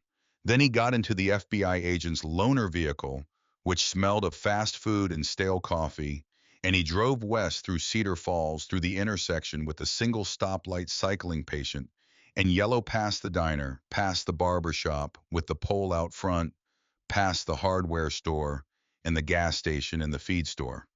All of it quiet and dark and unchanged on the surface, in the way that towns often are unchanged on the surface, even when something fundamental has shifted beneath them. He parked at the Cedar Falls Motor Inn at 5:40 in the morning. He walked to room 7. He knocked softly. Cody opened the door. His eyes were red from no sleep, and he had the look of someone who had been responsible for something and had taken the responsibility seriously all night long. "He's here," Cody said quietly into the room. Sadie came off the bed like she had been launched. She crossed the room in approximately 1.5 seconds and hit Cole at waist height and grabbed on with both arms and held on the way. She always held on, which was completely without reservation, the way only children and the very brave can manage. He picked her up. She wrapped her legs around him and pressed her face into his neck. "Daddy." "Hey, Peanut. You came. I came. You said you would." "I did." She held on. He held on. He stood in the doorway of room 7 of the Cedar Falls Motor Inn with his daughter in his arms, and the sky going pale gray to the east, and the smell of pine coming in from the mountains, and he held on for a long time. "Are we going home?" she said into his neck. He looked at Cody over the top of her head. Cody was standing by the wall with his hands in his hoodie pocket looking at the floor. Cole said, "Cody." Cody looked up. Cole said, "Thank you." Cody said, "Yes, sir." Cole said, "You hungry?" Cody said, "Yeah, let's go." At 6:58, the bell above the door of the Sunrise Diner jingled. Cole walked in with Sadie on his hip and Cody behind him. Earl was behind the counter with the coffee pot. He looked up. He saw them. He set the coffee pot down very carefully, the way you set something down when your hands are not entirely reliable. He came around the counter. He walked straight to Cole and put both arms around him and held on without saying anything. Cole felt the man's shoulders shake once. Then Earl straightened up. He looked at Sadie. He said, "Miss Sadie, you want a pancake?" "Yes, please," Sadie said. Loretta came out of the kitchen. She saw them. She put a hand over her mouth. She turned around and went back through the kitchen door, and they heard her just once. A sound that was large and broken and completely free. The sound of something that has been held for a very long time, finally being released into the open air. Birch Tatum was at the counter with his coffee. He looked up at Cole. He looked at Sadie. He set his cup down carefully. He did not say anything. He did not need to. He had 51 notebooks that said everything that needed to be said, and this morning they were worth every word of every one of them. He looked at his coffee and nodded slowly to himself, like a man confirming something he had believed for a long time. By 8 o'clock, the diner was full, in a way that it had not been full in some time. The particular fullness that has nothing to do with a breakfast special and everything to do with the way word moves through a small town when something has happened in the night that changes the morning. Margot came in from the bookstore. She sat at the counter and held her coffee with both hands and did not say anything for a long time. She did not need to say anything. She was simply there, and being there was enough. Leroy came in from the hardware store and stood near the door for a moment, looking at the room before he found a seat. The way a man looks at a room he's been locked out of for years and has just been let back into. Garrett Penn from the gas station came in and hugged Earl, which surprised them both. Ferris Doyle, the pharmacist, sat at the counter and did not order anything and simply existed in the room, which was, it seemed, precisely what he needed to do. Nobody made a speech. Nobody raised a glass. There was no moment of formal acknowledgement, no ceremony, no declaration. What there was instead was the sound of cups being set down and chairs being pulled out, and the particular murmur of people who have been afraid together for a long time and are finding out what it feels like to be in the same room without the fear pressing down on everything. Sadie sat in Cole's lap at the booth by the window and drew on a paper placemat with a red crayon. She was drawing a house. She drew her father next to the house, a tall figure with a blue shirt and a black cap, the same figure she always drew. She drew a sun over the house and pressed hard on the crayon, coloring it in, and the crayon snapped cleanly in half. "Oh no," she said. "It's okay, Peanut. I broke it. Loretta will give you another one. She only has one red. Then we'll buy her a new box. Today." She leaned her head against his chest. She looked at the broken crayon and the unfinished drawing. "Daddy. Yeah. Is the bad man gone?" Cole looked up. Across the diner, Earl was pouring coffee for a trucker at the counter. Earl caught Cole's eye. He nodded once, the small, complete nod of a man who has said everything he needs to say. Cole nodded back. He said a lot of people made him go Peanut, including you. She considered this seriously. Me, you. How Cole thought about it. He said because you were in that booth, and you kept your eyes on me, and you held my hand when I needed it held. She colored the roof of the house green with the half that remained of the broken crayon. "Good," she said with the complete satisfaction of a child who has decided the matter is settled and there is nothing more to discuss. 3 days later, Sheriff Dalt Grover walked into the Sunrise Diner at 7 in the morning. He was not wearing his uniform. He was wearing jeans and a work shirt and a ball cap that said Cedar Falls Feed and Supply across the front. He sat down at the counter and Earl came over with the coffee pot. Earl said, "Dalt." Grover said, "Earl, you off duty, off everything. Retired this morning." Earl looked at him for a moment. He said, 22 years. Grover said, "Figured that was enough." Earl poured the coffee without being asked. Grover said, "Thank you." Earl said, "It's nothing." Grover said, "It's something." Earl looked at him.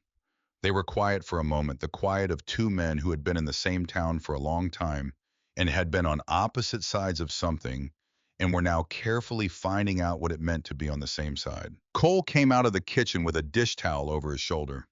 Earl had put him on dishes 3 days ago as a joke that had somehow not resolved itself into Cole leaving, which was Cole suspected the entire point.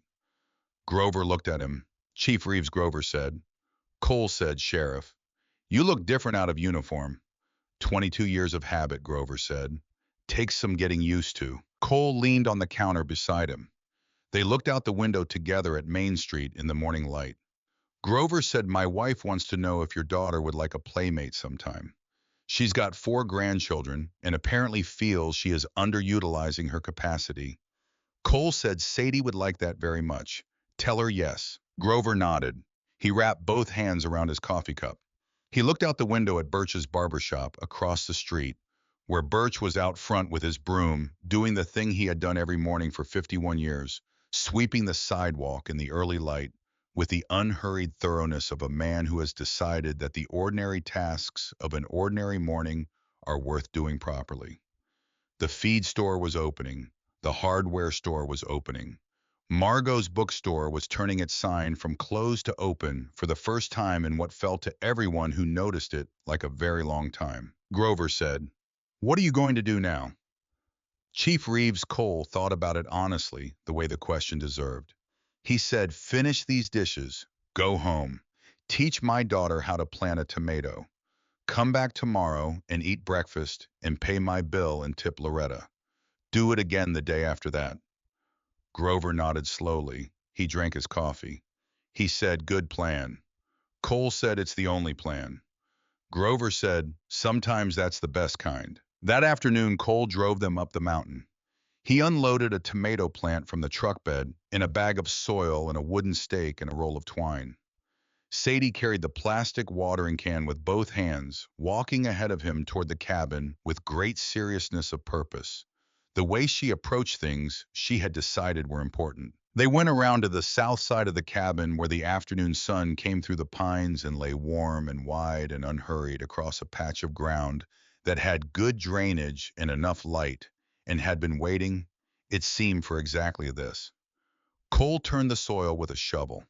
Sadie watched every motion with the complete attention of someone learning something for the first time and intending to remember it. She said, is it scared, Cole? Said, is what scared? The plant, because it's in a new place. Cole set the shovel aside. He crouched down and looked at the plant in its small plastic pot, its roots waiting to find ground. He said, plants know, Sadie. You give them sun and water and time and they know. A plant doesn't ask whether it belongs somewhere before it decides to grow. It just grows. She thought about this with the seriousness it deserved.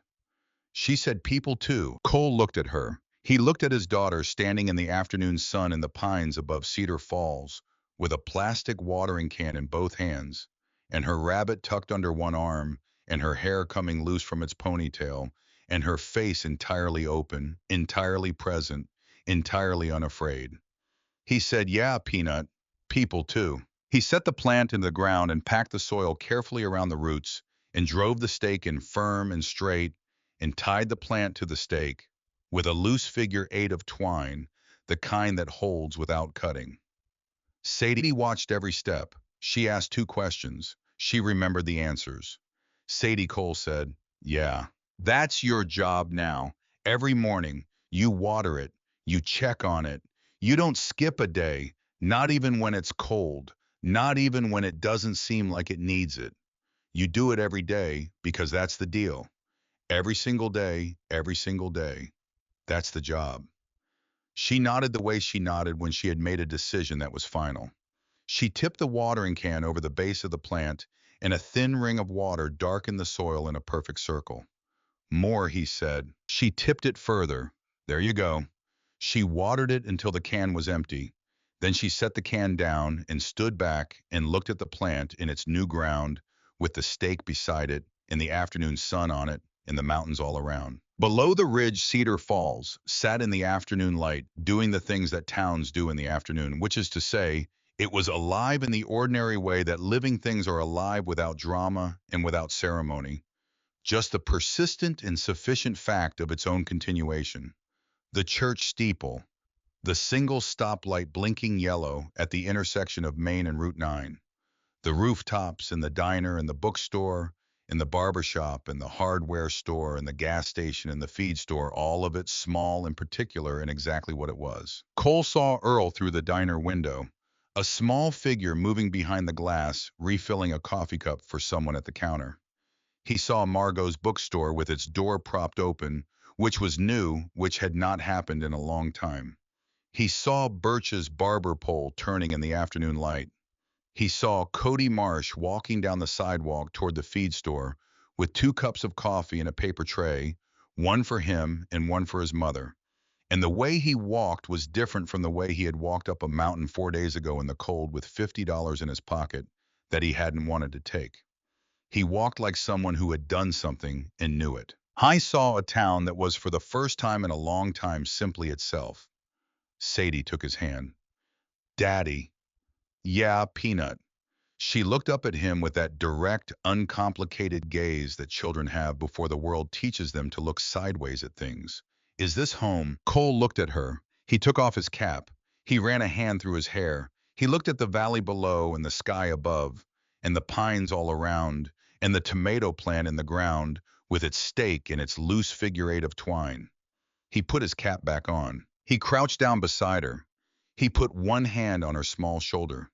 He held her gaze the way a man holds something he has been afraid to hold for a very long time, afraid that holding it meant it could be taken away, and discovering in this moment that the fear and the holding were not opposites, that you could be afraid and hold on at the same time, that this was in fact the only honest way to do it. Yeah, Peanut, this is home. She hugged him. He held on. And on a ridge above Cedar Falls, on a clear afternoon in early autumn, a man who had spent 14 years in the service of his country, and 3 years in the service of his grief, and one long and necessary night in the service of strangers who had needed someone to stand up, set down the last of what he had been carrying. Not because the weight was gone, not because the past had been rearranged into something easier, but because he had found the place where the weight could be put down and the ground beneath it would hold. The tomato plant stood in its new ground. The sun was warm on his back and on his daughter's hair. Sadie hummed something tuneless and entirely her own beside him, the way a child hums when she is 8 years old, and she is in a good place and she knows it, and the knowing is for now and for a long time to come enough.